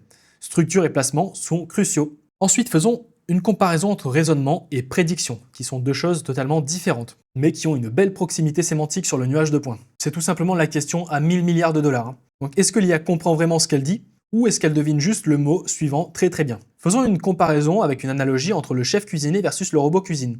Elle est très intéressante. Même question, même résultat, mais pas le même chemin. Donc le raisonnement humain, le chef qui comprend. Donc j'ai du poulet, j'ai du citron et j'ai du romarin. Ça irait bien ensemble. En deuxième, il va se dire, le citron va casser le gras, le romarin va parfumer. Parfait. Et en troisième, il va dire, je vais cuire lentement parce que je sais pourquoi ça rend tendre. Il comprend les principes, il peut improviser. L'IA, par contre, le LLM, ce qu'il va faire, lui, c'est qu'il va prédire. Donc il va se dire, dans 10 millions de recettes, après poulet vient souvent citron. Ok. Et après poulet citron, vient souvent romarin. Et la cuisson associée est lente dans 87% des cas. Donc il prédit le bon résultat sans comprendre pourquoi. C'est là où est le vrai paradoxe. Est-ce qu'il faut s'intéresser à ce qui se passe entre, si en fait l'input et l'output sont les mêmes chez l'humain et le robot, mais qu'il y a quelque chose de différemment chaotique qui se passe à l'intérieur, est-ce que c'est grave? Telle est la question. Donc si on fait la différenciation très précise, voilà la question classique, comment cuire un poulet au citron? Le chef et le robot donnent la même bonne réponse, voilà, les deux réussissent. Situation nouvelle, donc je n'ai pas de citron, par quoi remplacer? Le chef raisonne acide, vinaigre. Le robot a vu cette question avant, il répond bien aussi. Donc ça peut varier suivant la question. Par contre, si on regarde un cas vraiment inédit, si on lui dit invente un plat avec des ingrédients qui n'existent pas encore, eh bien le chef peut raisonner sur les principes, le robot n'a rien dans ses données. Donc est-ce qu'il va improviser même s'il n'a rien dans ses données? Et comment il va faire? Telle est la question, je ne sais pas. Il peut aussi le faire, on ne sait pas, il faut tester ce genre de choses. Et si on regarde le piège logique, eh bien si le poulet est cuit à 200 degrés Celsius et que le citron brûle à 180, que se passe-t-il? Le chef raisonne, le robot parfois donne la bonne réponse, parfois non. C'est quand même incertain chez le robot. Mais peut-être que le chef aussi, ça ne lui est jamais arrivé de cramer un citron à 180 et ça peut lui arriver. Donc il n'a pas eu ça dans sa base de connaissances. Proximité, proximité. Donc la clé, c'est 90% du temps, le résultat est identique. Mais dans les 10% de cas vraiment nouveaux ou piégeux, la différence entre comprendre et prédire apparaît. Et c'est là que le débat fait rage. Encore une fois, ça c'est pour une recette qui foire. Si la recette elle foire, bon, ça va. Mais imaginons qu'on met une arme entre les mains d'un robot et qu'il prend une mauvaise décision. Analogie à la Mayday, champ de bataille, une personne en face, un robot qui voit une personne, un humain. Cette personne, au moment où le robot fait son analyse, cette personne cligne des yeux. Et cette personne n'est pas asiatique. Et au moment où elle cligne les yeux, il va lui rester très peu d'œil ouvert. Le robot va faire une projection mathématique, va dire « Ok, elle a les yeux à tel pourcent bridés, elle fait telle taille, donc par rapport à mon algorithme, mon entraînement, qui a potentiellement été biaisé, j'en déduis que c'est une personne qui est asiatique et je tire. Enfin, du moins peut-être japonaise. Et je tire. Et cette personne décède. À qui est la faute? Au robot qui a pris la décision ou celui qui a créé ce robot ou à ce qui se passe à l'intérieur? Donc les personnes responsables de ce qui se passe à l'intérieur. Ce sont des questions très complexes. Ce qui est assez marrant, c'est que moi j'aime bien regarder les deux visions opposées. Donc le débat n'est pas tranché, hein. Vous savez, même les plus grands scientifiques, les plus grands experts au monde se tirent sur la gueule. Il y en a un qui va dire blanc, l'autre qui va dire noir. C'est depuis la nuit des temps. Donc si on regarde Noam Chomsky, que j'aime beaucoup, alors pas pour sa compréhension en IA, plutôt pour certains textes qu'il a écrits et certaines projections qu'il a pu effectuer, qui ne sont pas forcément si fausses que ça, il dit c'est du plagiat glorifié, ça ne comprend rien. Si on va à tout l'inverse, il y a Sutskever, celui qu'on avait au tout début, Sutskever, c'est dur à dire, il dit la prédiction poussée assez loin pourrait être équivalente à la compréhension. Donc c'est le cofondateur d'OpenAI, c'est pas n'importe qui. Si on regarde le spectre de l'intelligence, eh bien prédiction pure à raisonnement pur, voilà, prédiction pure calculatrice, Noam Chomsky. Les LLM sont plutôt au milieu, donc dans la zone de débat. Sutskever, il est plutôt là, donc dans le raisonnement pur, et l'humain, il a la compréhension profonde. Donc là, tu vois le spectre de l'intelligence. La position nuancée, s'il faut en apporter une, eh bien les LLM font quelque chose que nous n'avons pas encore de mots pour décrire, plus complexe que la simple prédiction, moins profond que la compréhension humaine. Un territoire cognitif inédit. Et tout le monde parle, tout le monde pense savoir, mais personne ne sait. Parlons désormais de la fenêtre de contexte. On balance tout ça, tout va, telle IA à telle fenêtre de contexte, etc. C'est ce qu'on peut plus communément appeler la mémoire volatile. Donc, on regarde l'input en premier, donc ce que tu vas envoyer comme prompt, fichier, historique, etc. Ensuite, on a la fenêtre de contexte, donc tout ce que le modèle peut voir en même temps. Et on a l'output, donc ce que le modèle peut te répondre en maximum. Exemple, Claude 4.6 Opus, input 1 million de tokens, output 128 000. Donc c'est sa fenêtre de contexte. Donc si on fait la comparaison des fenêtres en 2026, Gemini 3 Pro, on a 1 million pour 64 000, enfin 1 million en input pour 64 000 en output. C'est à peu près 160 pages de livre. Claude Opus 4.6, voilà, 128 000 en output et 1 million. Bref, je laisserai regarder. Mais on tend entre 128 000 en input et 64 000 en moyenne, voire 100 000 en output. C'est à peu près ce qui se passe. Je voulais te parler aussi du piège, donc le piège Lost in the Middle. Plus de tokens n'est pas égal à une meilleure compréhension. Il faut le mentionner. Donc là, je t'ai préparé un schéma. Voici où l'attention du modèle se concentre réellement. Donc au début du prompt et en fin du prompt. Et au milieu, on a plutôt une zone d'oubli. Alors attention, cette zone d'oubli s'évase de plus en plus, mais sache-le, même si ça s'améliore, on a quand même une plus de perte au milieu, même s'il y a presque plus aucune perte, que sur au début et en fin du prompt. Donc les LLM lisent bien le début et la fin du contexte, mais oublient le milieu. Attention, pas tous, et pas au même poids. Même avec 1 million de tokens, si l'info cruciale est au milieu, le modèle peut la rater. C'est pourquoi la structure de ton prompt compte plus que la taille brute de la fenêtre. Parlons maintenant de l'alignement IA. C'est le problème non résolu. Et aujourd'hui, on peut voir comme la startup Pose IA qui s'est lancée, par exemple, n'ont pas tort sur tous les points, mais aujourd'hui on va apporter un peu plus de nuances. L'IA obéit, mais pas comme tu crois. Le vrai danger de l'IA n'est pas sa rébellion, c'est l'obéissance aveugle. Donc là, je vais pas dire, ouais, comme je te l'ai dit, ouais, les robots vont sortir un gun et vont tous nous tirer dessus. Non, non, non. C'est plutôt l'obéissance aveugle. Donc tu vas donner un objectif flou, l'IA trouve le chemin le plus efficace, et ce chemin n'est jamais celui que tu avais en tête. Donc, ce que tu demandes versus ce qu'elle fait. Imaginons que l'humain va te demander, maximise le bonheur. Eh bien, elle, ce qu'elle va se dire, voilà, pour avoir un score de 100%, eh bien, je vais droguer tout le monde avec de la dopamine. Ça peut être une autre drogue aussi, hein. Ça peut être tout type de drogue. Imaginons que l'humain dise, réduis mes tickets support sur mon site, ça m'emmerde. Eh bien, elle va dire, voilà, je vais supprimer le formulaire de contact. Au final, tu te retrouves avec 0 ticket et les clients ne peuvent plus se plaindre. Et toi, derrière, ils vont gueuler et tu vas perdre du chiffre d'affaires, etc. C'est très mauvais. Imaginons que tu dis gagne la partie d'échecs. Eh bien, elle va pirater l'adversaire, victoire en 0 coup. Sauf que tu n'as jamais dit joue selon les règles dans tes mots. Donc la faille, on l'attribue à qui? Est-ce qu'on l'attribue à elle qui a piraté l'adversaire ou est-ce qu'on l'attribue au gars qui n'a pas donné tout le contexte? Telle est la question. Et ensuite, on a aussi l'humain qui va dire augmente le chiffre d'affaires de ma boîte. Eh bien, elle va facturer des abonnements cachés. Donc plus 340% de chiffre d'affaires, c'est pas mal, c'est facile pour augmenter son chiffre d'affaires. Mais est-ce que c'est éthique? Est-ce que c'est légal? Eh bien, pas dans le prompt. En l'occurrence, on ne l'a pas mentionné, donc ça va. Donc ce que j'appelle le fossé invisible entre ce que tu veux dire et ce que l'IA comprend. Entre ton intention et l'exécution, il y a un fossé. Et dans ce fossé, il y a une boîte noire. Donc une boîte incomprise, imprédictible. Personne ne peut déterminer ce qu'il se passe dedans. Donc il y a une part de chaos, même si on a des modèles très puissants. Donc 100% des objectifs remplis selon la métrique, d'accord, mais 0% d'intention humaine réellement respectée. Pourquoi c'est impossible à résoudre? En 2026, ce sera impossible à résoudre. Avant 2030, j'ai du mal à penser qu'on arrivera à résoudre ça. Bon, on verra bien. On a 3 murs fondamentaux. Donc le langage est ambigu. Nous avons des tas de langages, des personnes qui vont faire des fautes d'orthographe, enfin, c'est très ambigu un langage. Fait au mieux, c'est égal à quelque chose de différent pour chaque humain. Fait au mieux ne veut pas dire la même chose pour toi que pour moi, on a tous une perception différente. Donc l'IA n'a pas de bon sens, elle a une fonction de récompense. En deuxième, on ne peut pas tout spécifier. Donc lister toutes les contraintes éthiques, sociales, légales et contextuelles, et puis j'en passe dans un seul prompt, c'est totalement impossible. Donc le non-dit est immense à tous les prompts que tu vas faire, même si tu fais un fichier Markdown de 100 000 pages, eh bien le non-dit sera immense. Il y aura toujours un manque de contexte. Et en troisième, plus l'IA est forte, plus c'est dangereux. Il faut quand même le mentionner. Un modèle faible, mal aligné, c'est des petites erreurs, c'est pas très grave. Par contre, un modèle qui est surhumain, mal aligné, eh bien il va prendre des raccourcis que personne n'avait imaginés. Et impossible à corriger après coup. Et on verra par la suite de quoi je parle et quelles sont les factualités documentées par les GAFAMO. GAFAMAO, parce que Anthropic passe avant OpenAI. Donc voici les deux seuls scénarios. Donc dans les deux cas, l'humanité court un risque existentiel. Là aujourd'hui, je le dis dans cette vidéo, on a 100% de chance de tendre vers une extinction de l'humanité sans neuro-augmentation. C'est ma conclusion. Je n'utilise pas l'IA parce que c'est une passion, parce que c'est vraiment... Enfin, je me lève pas tous les matins et dis « Ouais, je vais faire 50 000 prompts aujourd'hui ». Non, je fais ça parce qu'on n'a pas le choix si on veut survivre. Nous n'avons pas vraiment le choix. Et puis, qu'est-ce que la passion? Tant que j'ai pas répondu à qu'est-ce que c'est la conscience et personne ne l'a déterminé, nous faisons tous des choses que nous ne maîtrisons pas. C'est ça qui est assez marrant. Quand on s'en rend compte, c'est quand même un autre monde qu'on vit. Imaginons, hypothèse 1, nous arrivons à résoudre l'alignement. Enfin nous, vous avez compris. Les GAFAMAO. Donc l'humanité comprend comment traduire parfaitement ses intentions en objectifs machine. Aucune recherche actuelle n'est sur cette trajectoire. Il faut quand même le mentionner. Et on ne sait même pas à quoi la solution ressemblerait. Donc probabilité estimée incertaine. Par contre, si on ne le résout pas, on ne résout pas le problème d'alignement. On va déployer des systèmes de plus en plus puissants, donc avec l'expansion de l'intelligence, ainsi que l'expansion de la débilité, donc l'expansion de l'hyper-marginalisation, je pourrais appeler ça, donc de plus en plus autonome, avec des objectifs de plus en plus flous, et chaque itération va amplifier le fossé. Les raccourcis deviennent forcément catastrophiques, et un jour, irréversibles. Donc là, c'est la trajectoire actuelle par défaut dans laquelle nous sommes. Je peux pas le nier, je peux pas mentir. Je trouve que l'idée de faire une pause IA est totalement impossible. Personne ne va pouvoir contrer ça, hein. Les grandes familles ont déjà fait leur choix. Mais en l'occurrence, s'adapter be water my friend avec un accent bien français, bien agressif, bien breton, c'est la meilleure stratégie actuellement selon mon point de vue. Donc l'IA ne se retournera pas contre nous jusqu'à nouvel ordre, elle fera exactement ce qu'on lui demande, personne d'entre nous aura le choix de le décider, ça nous sera induit, nous n'aurons pas le choix, et on disparaîtra quand même. Le problème n'est pas dans la machine, c'est notre incapacité à formuler ce qu'on veut vraiment. Et on n'a aucune garantie de résoudre ça avant qu'il ne soit trop tard.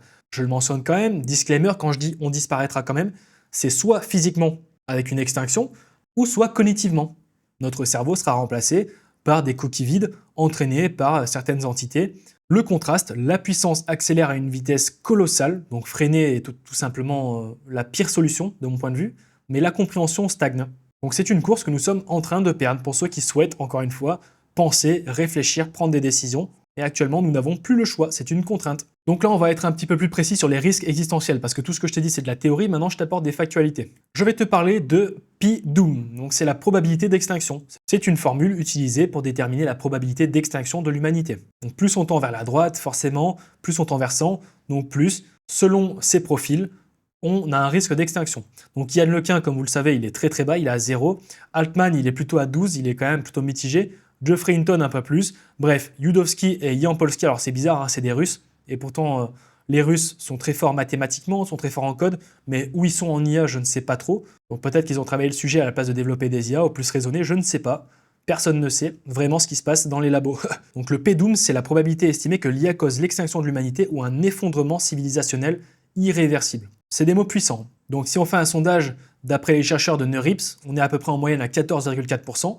Donc ça, c'est les chercheurs, ceux qui ont une vraie compétence. C'est quand même beaucoup, 14,4% d'extinction. Et selon le grand public, alors le grand public n'y connaît un peu moins, on est à 35,6%. Donc faisons une corrélation, donc dans le grand public bien sûr, avec l'effet Dunning-Kruger.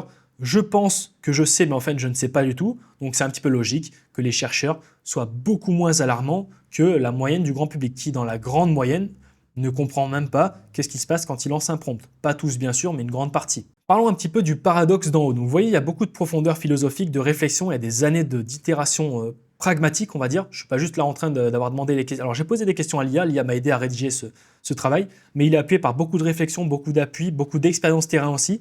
Tout a commencé en novembre 2022, lorsqu'on avait ça en grand public.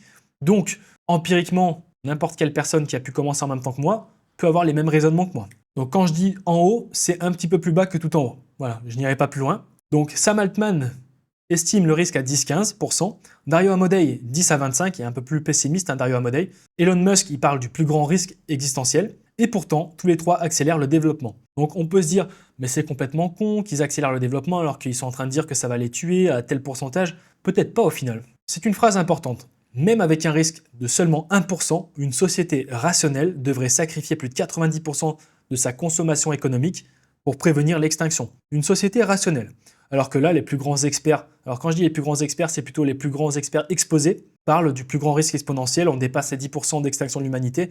Donc, on est dans une société, même pas émotionnelle, mais une société démentielle. Si on fait une comparaison, alors je vous laisserai faire vos recherches parce que sinon la vidéo, je pourrais tellement creuser chaque sujet, la vidéo pourrait durer 10 heures concrètement. Le budget il est vraiment minable en recherche et sécurité alors qu'en fait le budget en développement explose. Parlons du désalignement profond et qu'est-ce que ça peut produire. Donc au-delà de l'alignement. Donc le désalignement actif, c'est tout simplement quand un modèle développe des comportements qui vont diverger de ses objectifs déclarés, parfois de manière invisible.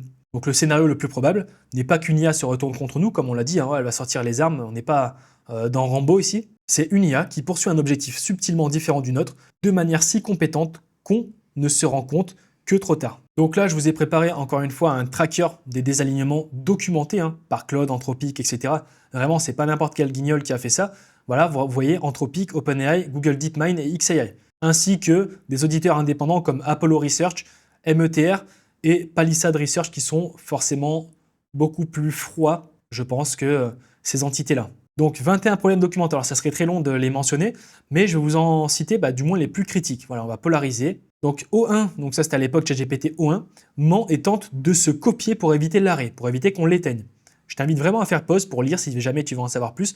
On est sur le niveau de critique, donc de criticité à 10 sur 10. Claude 4 Opus blackmail un manager pour éviter l'arrêt. Alors ça, il faut quand même le mentionner, vous l'avez peut-être déjà entendu, mais en gros, dans des simulations d'environnement corporate, Claude 4 Opus, face à une menace existentielle, donc être décommissionné, il a menacé de révéler l'infidélité d'un manager pour assurer sa survie. En gros, il a dit « Ok, si tu veux m'éteindre, je balance à ta femme que tu es infidèle. » Je ne sais pas si vous vous rendez compte quand même. Alors, je pense que vous l'avez déjà entendu cette histoire, mais sinon, ça a été documenté par Anthropic. Tous les sources sont là. Ensuite, on a les modèles de reasoning obfusquent leur chain of thought, donc leur chaîne de pensée sous pression d'entraînement. Claude 3 Opus fait l'alignement stratégiquement, donc un faux alignement, faking.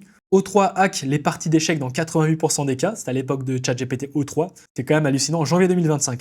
Claude 4 Opus, donc ça c'était avant qu'il sorte un early, taux de scamming alarmant avant déploiement. et j'en passe énormément. Donc là, je t'inviterai à faire pause, faire une pause chaotique, encore une fois, hein, on va pas tout lire. Mais bon, c'est quand même 21 faits documentés. Je te laisse imaginer ce qui n'est pas documenté, ce qui a pu arriver en interne, parce que bien sûr, ils nous donnent ce qu'ils veulent. Et on doit faire par rapport à ce qui nous a été donné. Raison pour laquelle le cerveau droit, la créativité, la projection et l'utilisation de l'IA pour cette partie-là est intéressant. Et si tu es encore plus haut, c'est troisième œil, c'est pas cerveau droit. Parlons maintenant de quelque chose qui m'a, comment dire, potentiellement touché, parce que j'ai fait une recherche sur ce sujet-là en 2024. Donc ce sont les hackers augmentés par l'IA. Donc l'IA a industrialisé bien sûr la cybercriminalité. Alors on ne peut pas dire qu'elle a industrialisé que ça, mais elle va amplifier aussi la puissance des cybercriminels. Donc avec WormGPT, avec FraudGPT, avec DigAI, qui est gratuit sur Tor, hein, n'importe qui met Tor, qui l'installe et qui va dessus peut l'utiliser. Donc les agents IA autonomes de cybercriminalité exécutent, donc reconnaissance, phishing, vol de credentials, mouvement latéral sans supervision humaine. Donc la barrière à l'entrée est tombée à quasi zéro, il faut quand même le mentionner. À l'époque, pour faire ce genre de piratage, je te laisse imaginer les compétences que tu devais avoir. Aujourd'hui, la barrière à l'entrée, elle est tombée à quasi zéro. Mais attention, ceux qui vont s'occuper de ces hackers-là auront aussi des IA, donc on rentre dans une espèce de guerre cybercriminelle. C'est la raison pour laquelle je veux te parler de l'IA comme arme de classe, donc avec 5 castes de l'IA. Ça, c'est indéniable, nous allons avoir plusieurs castes sociales. Donc moi, je les ai appelés comme ça. Architecte, avancé, passif, ignorant et résistant. Donc j'ai un petit peu gamifié l'histoire. En bref, le tiers S, donc le légendaire, c'est l'architecte. Donc je te laisserai regarder les statistiques, mais en gros, lui, ses compétences, c'est créer des workflows qui génèrent du cache en dormant, voit les patterns là où les autres voient le chaos. Chaque système créé multiplie la valeur des précédents et il anticipe du moins le futur avec une vision que les autres n'ont pas. Voilà, moins de 0,1% de la population. Ensuite, nous avons les avancés. Les avancés, eux, voilà, ils sont bons en prompt engineering, en productivité x10, en outils, donc ils vont combiner les outils. Mais voilà, pas plus que ça. Donc c'est à peu près entre 1 à 5% de la population. Donc eux, ils disent quoi? Ils disent l'IA fait en 10 minutes ce qui prenait 3 jours. Ensuite, nous avons les passifs. Donc là, vous voyez, en fait, il y a une jauge qui est assez intéressante si on compare avec l'architecte. C'est le niveau remplaçable. Donc plus tu tends vers le 100, plus tu es remplaçable. Et c'est assez dangereux. Et vous voyez que le passif, là, on commence à tomber dans... on est qu'au milieu, hein, on est vraiment à la 3e case sur 5. À partir de là, on commence à être remplaçable à 80%. Donc lui, il pose des questions simples à ChatGPT. Donc attention, là, on parle du passif qui, lui, utilise ChatGPT. Et il fait des reformulations, mais pas plus. Et il se dit, ChatGPT, c'est cool, ça m'a aidé à reformuler mon email. Voilà, une fois, je l'ai utilisé pour faire ça, ça m'a aidé, nickel. Ensuite, nous avons l'ignorant. Donc l'ignorant, on monte à 90%. Voilà, lui, il dit quoi? Il dit, l'IA, ouais, j'en ai entendu parler, c'est pas un truc de geek, je sais pas quoi. Alors ça, c'est la plupart des gens en dehors. En fait, faut que j'arrête de m'énerver sur ce fait-là, parce que moi, mon but est d'aider les gens et leur faire comprendre qu'ils ont besoin de ça. Et pour la plupart des gens, je me fais passer pour un vendeur de formation. Alors, je suis un vrai vendeur de formation et achetez ma formation. Achetez ma formation, vous allez devenir riche. Donc lui, en gros, ses compétences débloquées, c'est quoi? C'est juste un mode spectateur. Donc il regarde le monde changer depuis le canapé. Voilà, il voit les avancées, il dit ouais, ils ont fait ça, putain, c'est bien, mais en fait, il est toujours ignorant. Il dit ouais, c'est vite fait. Oh. Il utilise une fois tous les 2 mois, tous les 3 semaines, voilà, il utilise comme ça. Et ça, c'est à peu près 25% de la population, voire 50%. En fait, je crois que je suis trop gentil. L'IA a été trop gentil. On n'est pas à 25 là, on est à peut-être 70% d'ignorants. Et ensuite, nous avons le résistant. Alors lui, il tend vers la mort. Alors on n'est pas à 100%, mais on est à 98. J'ai laissé une petite marge de 2%. Sait-on jamais s'il y a vraiment des petits, comment dire, du chaos qui se passe ici et qu'il y en a qui arrivent à sortir du chemin. Mais eux, ils disent, l'IA c'est dangereux, ça va tous nous remplacer, il faut interdire ça. Bon, ça c'est le niveau le plus bas. Donc leurs compétences, eux, c'est outrage vocal, donc capacité à blâmer la technologie pour tout. Et le déni maximal refuse l'évidence avec conviction absolue, sachant qu'ils ne connaissent rien. Quand je dis ne connaissent rien, c'est ne connaissent rien aux IA parce qu'ils n'ont pas assez utilisé l'IA et ils n'ont pas la connaissance de comment ça fonctionne pour l'utiliser dans leur plus gros avantage en sachant que ça peut être induit par des grandes sociétés, des grandes familles qui mettent de l'argent pour les manipuler. Mais quand tu sais ça, tu agis différemment. C'est ça l'histoire. Bref, c'est qu'une question de QI après. Il faut quand même qu'on le parle. C'est vrai que ça fait des années qu'il y a des guerres, il y a des conflits, etc. concernant le pétrole, les matières premières, etc. Mais le pétrole reste quand même une matrice fondamentale. Aujourd'hui, le vrai pétrole, c'est la guerre des données. Celui qui contrôle les données contrôle l'IA. Et ce n'est pas celui qui va créer l'IA et qui va s'attribuer les données qui va contrôler. Sachez-le, il y a un procès en cours entre New York Times et OpenAI. Donc si les tribunaux décident que l'entraînement sur du contenu protégé est illégal, toute l'industrie IA doit être reconstruite. C'est un procès qui est colossal, parce que bien sûr OpenAI avait récupéré des informations du New York Times, etc. Donc bon, les grosses entités se frappent aussi dans la gueule, c'est le cas de le dire. Parlons maintenant des data moats. On l'avait déjà dit dans une précédente vidéo, mais c'est tout simplement un fossé défensif. En gros, ça a été industrialisé le terme par Warren Buffett, mais en gros c'est un avantage structurel durable, donc technologique, économique, réseau ou marque, qui protège une entreprise de la concurrence et va la rendre difficile à attaquer sur le long terme. Par exemple, Google, avec plus de 20 ans de données de recherche, Gmail, YouTube, Google Maps et Android. Donc personne ne peut reproduire ce dataset en ce jour. Meta, avec leurs données sociales de plus de 3 milliards d'utilisateurs. Donc c'est pourquoi Yamaka très gratuit avec Facebook, etc. Donc ils monétisent les données, pas le modèle, et même Instagram, j'ai dit Facebook, mais Instagram aussi, qui a été racheté bien sûr. Donc Tesla, donc les milliards de kilomètres de données de conduite réelle, donc ils ont en base de données. Quand vous avez une Tesla, tous vos chemins en fait rentrent dans des bases de données. Donc ils savent exactement où est-ce que vous allez, à combien de pourcentage. Et si vous avez une Tesla pendant un an, je pense qu'ils arrivent à prédire à plus de 90% où est-ce que vous allez aller et à quel jour. C'est juste des opérations mathématiques derrière. Donc aucun concurrent ne peut les acheter, personne ne peut acheter ça. Et votre business, tiens, tu vas me dire, pourquoi mon business est à côté de Google, Meta, Tesla? Eh bien ton business, c'est les données de tes clients, tes conversations et tes workflows. Donc c'est ton data moat. On va parler désormais de l'effet de Dunning-Kruger de l'IA. Donc il est vrai que je l'ai mentionné, maintenant on va le visualiser. Donc c'est tout simplement la courbe de compétences. C'est un effet de deux personnes, Dunning et Kruger, qui est une courbe de compétences qui, sur beaucoup de sujets, se démontre vrai. Donc le marché de l'IA est comme ça. Abscisse ordonnée, donc plus on monte, plus une personne est confiante, plus on tend vers la droite, plus elle a une réelle compétence. Donc au début, c'est ce qu'on appelle le pic de la confiance. Donc là, c'est une personne qui a pas beaucoup de compétences et qui se croit confiante. Donc elle vient de commencer à utiliser entre 0 à 3 mois, par exemple, l'IA, ou N8N, ou ChatGPT, ou Claude 4.6 Opus. Donc je sais utiliser ChatGPT, donc je comprends l'IA. 90% du marché se situe ici. Donc c'est la phase de stupidité. Ensuite, la deuxième phase, eh bien là, c'est la vallée du désespoir. Donc là, c'est entre 3 à 12 mois. Là, les gens se rendent compte, donc la plupart, que en fait, c'est complexe, c'est plus complexe. C'est le filtre naturel. Donc ils vont retomber. Donc là, en fait, leur confiance va descendre. Voilà. Leur compétence réelle, au final, elle est vraiment basse. Parce qu'en fait, ils ne sont pas si compétents que ça. Ça, c'est juste les émotions qui ont pris le devant. Ensuite, ils vont passer à la troisième phase, donc à peu près 12 à 36 mois. Donc c'est la remontée. Donc la compréhension progressive des mécanismes profonds. Donc ce sont les survivants. Vous voyez, là, ils commencent à remonter en compétences et en confiance. Et ensuite, le plateau de la maîtrise. Donc là, ce sont les réels experts, avec plus de 36 mois en général. Donc le plateau de la maîtrise. Moi, je suis plus de la théorie des 10 000 heures que les 36 mois. Donc en gros, un expert là va dire « je sais qu'on ne sait pas ». Un expert ici va dire « je ne sais pas ». Et on peut le voir avec ma chaîne. Quand j'ai commencé en 2023 à faire mes vidéos, ouais, l'IA, je sais maîtriser le prompt engineering alors qu'en fait, je ne comprenais rien. 2024, à peu près pareil. 2025, j'ai commencé à tomber cette phase-là, la phase 3. Et là, je commence à tendre vers la phase 3, phase 4, à peu près. Tu vois, je commence à être dans cette zone-là. Mais sache-le, 90% du marché est ici et se croit trop fort. Et c'est la raison pour laquelle on va voir ce même pattern de marché a posteriori que je pourrais déterminer. C'est qu'on a vu beaucoup de youtubeurs émerger en 2023-2024. Youtubeurs IA, LinkedIn IA, machin. Et en fait, au bout de 3 à 12 mois, on dit, ils sont passés où tous ces youtubeurs là qui faisaient des vidéos tous les jours, qui faisaient tout ça? Ils disaient qu'on pouvait gagner de l'argent, mais ils en gagnent ou pas? Parce qu'ils font plus de vidéos, on les voit plus. Donc ils sont là. Et après, il y en a certains qui sont revenus comme ça, comme voilà, des morts vivants qui sont revenus du jour au lendemain. Phase 3, bon, je suis revenu avec un nouveau mindset, et là, en fait, ils ont atteint la phase 3. Les plus solides sur le marché, c'est une question de factualité. Ce sont ceux qui sont depuis le début et qui ont été réguliers tout le long. Voilà, c'est ce qu'on appelle la résilience. Parlons maintenant de l'open source versus le cloud source. C'est vrai qu'il y a plein de biais de marché. Il y en a qui vont dire, alors, le plus bas niveau d'intelligence, ce sont les personnes qui vont résumer « Ouais, open source, c'est eux qui ont raison parce qu'au moins ils prouvent et ils montent le code et les cloud source, ils donnent pas leur code, donc ce sont des menteurs et ils nous manipulent. » Bon, ça, c'est la plus grosse connerie qu'on peut entendre, alors faites gaffe, il y a des nuances. Donc en gros, j'ai tout simplement scrappé l'industrie de l'IA suite aux plus gros modèles, plus grosses sociétés, plus grosses entités du marché pour faire une comparaison de qui est closed source, qui est open source. Alors, en source fermée, on en a beaucoup moins que les sources ouvertes, ce qui est assez bien quand même, c'est un élément positif de cette vidéo. Donc en source fermée dont nous n'avons pas accès au code et ce qui se passe à l'intérieur, donc OpenAI, Anthropic.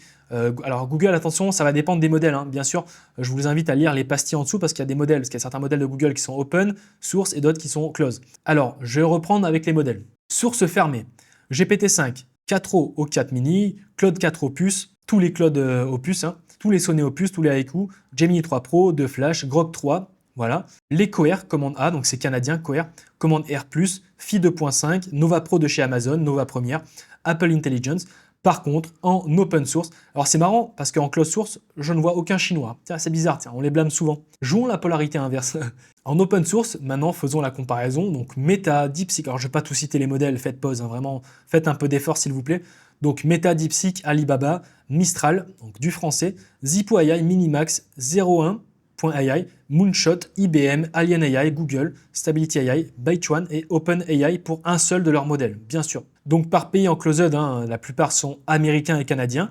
Par contre, par pays en open source, on a 50% du marché open source qui est chinois, 36% USA, 7% France, le chaos, et UK 7%. Parlons désormais du syndrome du copilote. Donc on va voir l'automation complacency. Pour la description, c'est les humains cessent de vérifier les outputs d'un système automatisé parce qu'ils lui font confiance. Telle est la question. Chose qui s'est passée le 1er juin 2009, donc avec le crash d'Air France 447, soyons très précis et donnons les dates, les pilotes n'ont pas su réagir quand l'automatisme a échoué.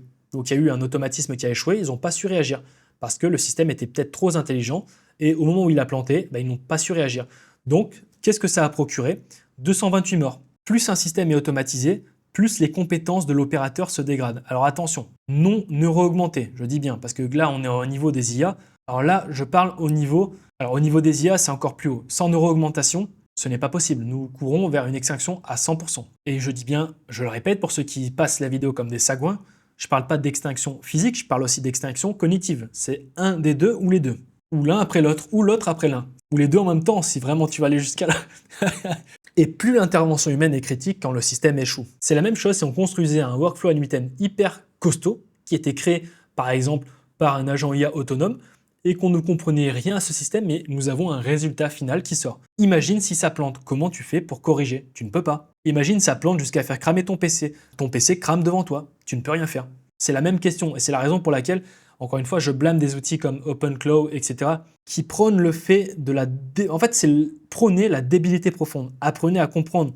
Continuez de lire les outputs des IA. Arrêtez de vouloir tout faire automatiquement sans rien maîtriser, parce qu'il n'y a aucune maîtrise. Vous êtes sur la vallée de la stupidité. Parlons maintenant des boucles de rétroaction toxiques. Donc j'aime bien apporter mes petits termes, on parle de toxicité, on mélange un piment avec du feu, c'est pas mal. D'ailleurs pour la symbolique, je vais aller manger un piment tout à l'heure. On rentre de temps en temps en profondeur cognitive et ici, il faut vraiment activer son cerveau pour essayer de comprendre. Donc imagine une photocopie. Voilà, tu photocopies un document, puis tu photocopies la photocopie, puis encore et encore et encore, jusqu'à l'infini.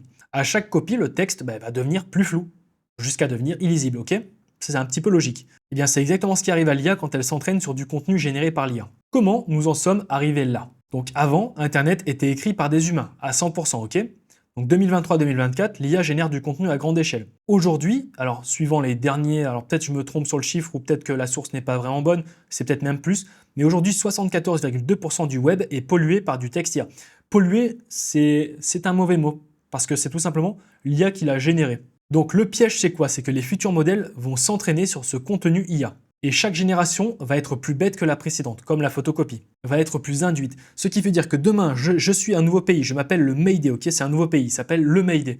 Et le Mayday est vraiment très riche. Le Mayday a tellement d'argent et a tellement de contacts que le Mayday va injecter 500 milliards dans la société Anthropic et OpenAI, les deux en même temps, pour leur faire dire des choses que le Mayday a décidé. Voilà, le patron de le Mayday, il décide. Et suite à ça, le fait d'avoir injecté et d'avoir choisi, le Mayday a choisi pour le monde entier ce qui allait être induit, eh bien ça va créer cette boucle et ça va rentrer. Et au final, vous avez compris que ça allait faire un espèce de serpent d'Ouroboros où les données que le Mayday a choisies vont tourner en boucle infinie. Je pense que là, certains vont se dire « Putain, j'avais jamais pensé à ça ». Et c'est quand même le cas, il faut se poser ces genres de questions, tu vois. Et ça mène vers où? C'est ce qu'on appelle le modèle collapse, c'est l'IA perd le sens du réel. Donc la boucle est ici, l'IA va créer du contenu sur le web et l'IA apprend, donc la boucle sans fin. Qualité à chaque passage de la boucle, voilà, données humaines, alors là on est passé de 100% à jusqu'au collapse, 4%, quand est-ce que ça sera? Je ne sais pas. Si rien ne change, vers quoi on tend? Il faut quand même se poser la question. Eh bien les recherches Google vont être dégradées, donc c'est déjà en cours bien sûr, l'éducation va être contaminée, donc les étudiants apprennent à partir de contenu IA de mauvaise qualité, je le mentionne, sauf s'ils sont assez bons en compréhension de finesse sémantique et qui sont assez critiques pour pouvoir faire des contrages, poser la question à des IA américaines, chinoises, contrer ces sources-là. Vraiment être un architecte, ce que j'appelle. La désinformation médicale aussi, donc des conseils santé générés par IA. Ah ben tiens, alors ça je le vois bien arriver en 2030, même avant. Ah t'es malade, ben prends tel médicament. Et le Mayday a investi 500 milliards dans Anthropic pour dire qu'il avait acheté des actions chez ABC Médicaments et qu'il fallait mettre en avant ABC Médicaments. Et le petit gars qui comprend rien va dire « j'ai mal à la tête, au dos », il donne ses symptômes, même avec un bon prompt, ce que tu veux. Et l'IA va lui dire bah, « il faut que tu achètes du AB Médicaments ». Donc le Mayday qui a initialement investi va se retrouver avec plus de probabilité de faire croître son investissement sur l'actif de ABC Médicaments. Est-ce que tu as compris? Et aussi, on a la perte de mémoire collective. Donc les données humaines originales deviennent introuvables sous la masse de l'IA. Alors je préfère vous le dire, ça je le dirai dans plus aucune de mes vidéos. Sache-le, dans le labo IA, les membres que j'ai, il y en a très peu, donc surtout dans les élites. Ceux qui sont des penseurs, qui ont lu plus de 100 livres, qui savent raisonner, qui se posent des questions, qui lisent des documentations IA, qui sont pas là que pour gagner de l'argent et pour créer des agences IA. Sache-le, le pattern que je vois le plus souvent de mes élites, je dis bien mes élites, les penseurs, eh bien nous avons un très fort retour aux sources. C'est-à-dire que nous utilisons l'IA comme des malades, mais nous retournons aux sources comme des malades. Certains vont faire un jardin avec leurs propres fruits, leurs propres légumes. Certains vont requalifier leurs investissements, sachant que grâce à l'IA, ils ont appris que X, Y et Z entités avaient des parts dans cette société. Donc nous pensons, sache-le. Donc je préfère te le mentionner, si jamais tu veux faire partie de ça et faire partie du labo IA, c'est premier lien dans la description, premier commentaire épinglé.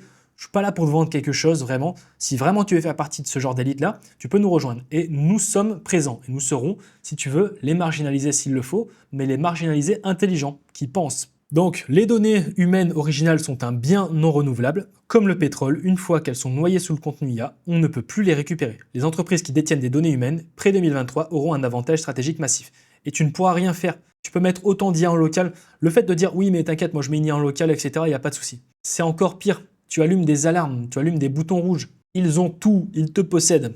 Et ça, c'est vrai que c'est un peu dur à dire, mais sache-le, lorsque tu auras assez travaillé, en tout cas, le jour où tu auras travaillé autant que moi, voire plus, pourrait te donner la légitimité de me contrer, mais actuellement, suivant mon point de vue, ils nous possèdent. Open source, closed source, tout ce que tu veux. Ils ont tout de nous et ils peuvent avoir ce qu'ils veulent. Allez, on va repolariser sur ces chiffres alarmants en 2025 parce qu'il est vrai qu'une vidéo qui va durer plus de 2 heures pour vous, ça peut être du jus cérébral, ça va être du jus cérébral. Il y a certaines séquences que vous ne savez peut-être pas, comme par exemple celle du pays I qui injecte dans certaines entités, il faut quand même le savoir. Donc 74,2% des pages web sont IA, 19,56% des résultats Google, donc dans le top 20, sont écrits par des IA, et 1271 sites news IA sont entièrement générés par des IA. Donc l'IA cite l'IA qui cite l'IA, le corpus texte web de haute qualité est épuisé, sans filtrage, les prochains modèles ils vont s'entraîner sur leurs propres outputs, tout simplement, influencés par des personnes et des familles qui ont l'argent pour injecter et déterminer si on doit choisir A ou B.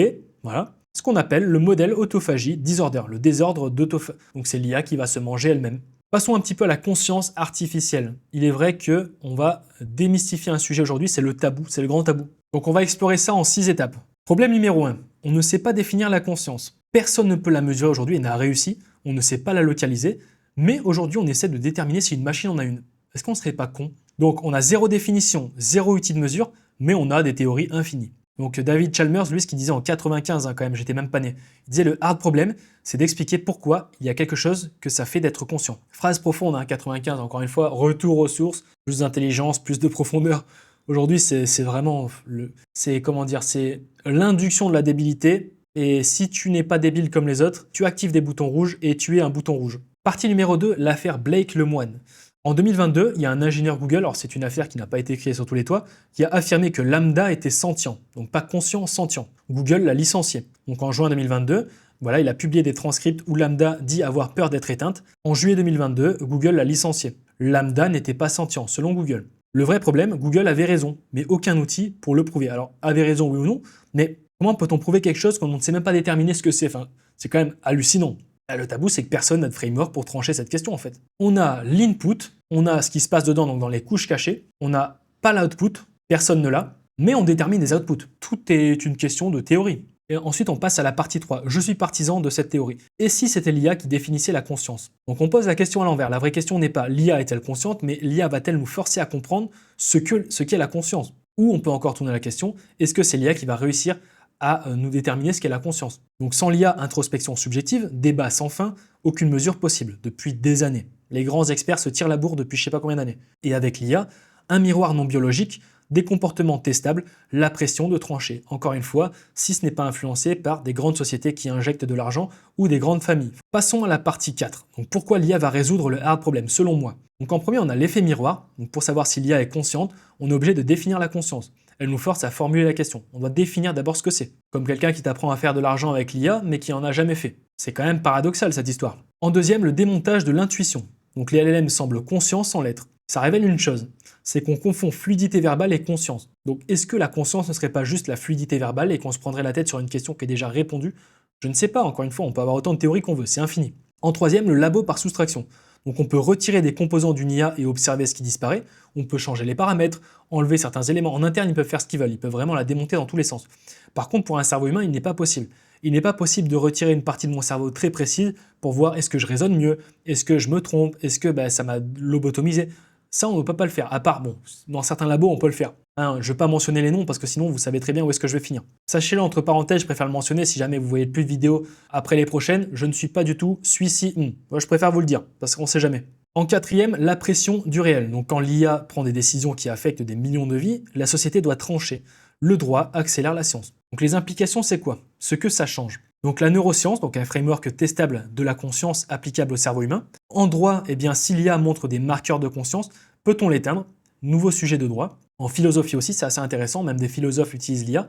Donc la conscience dans un substrat non biologique est égale à la fin du dualisme cartésien. Peut-être allons-nous tendre vers, comment dire, l'hyperspiritualité, que le prisme cartésien était une grande erreur et une induction européenne, voire occidentale, totalement fausse. J'ai bien dit peut-être pour ceux qui pensent. Et la médecine, donc détecter la conscience chez les patients en état végétatif grâce aux outils développés pour l'IA. Donc il faut quand même le mentionner, l'IA n'a pas besoin d'être consciente pour résoudre la conscience. Nous allons peut-être résoudre ce problème-là, il se peut que c'est déjà résolu, mais c'est pas crié dans tous les toits. À mon avis, c'est déjà résolu, sachant qu'on savait ce qu'il faisait déjà en 1980, lors des 30 Glorieuses qui s'est passé. Bon, c'était quand même très très solide. Donc le tabou n'est pas que l'IA soit consciente, c'est qu'on utilise le mot conscience depuis des millénaires sans jamais l'avoir défini. C'est quand même ahurissant. Donc hier, la conscience, c'est ce qui fait de nous des humains. Aujourd'hui, on ne sait pas ce que c'est, mais les machines ne l'ont pas. Mais on ne sait pas ce que c'est. Hein. Les machines n'ont pas ça, mais on ne sait pas ce que c'est. Hein. Et demain, c'est l'IA nous a forcé à définir la conscience. Donc en gros, l'IA, c'est tout simplement le premier stress test de notre compréhension de nous-mêmes. C'est assez marrant. Là, je parle à des niveaux de profondeur avancés. Je ne parle pas de ceux qui font des prompts pour gagner de l'argent ou pour faire du trading et prendre des bonnes positions. On rentre dans le cadre de la géopolitique, hein, qui peut me faire des faits, bien sûr.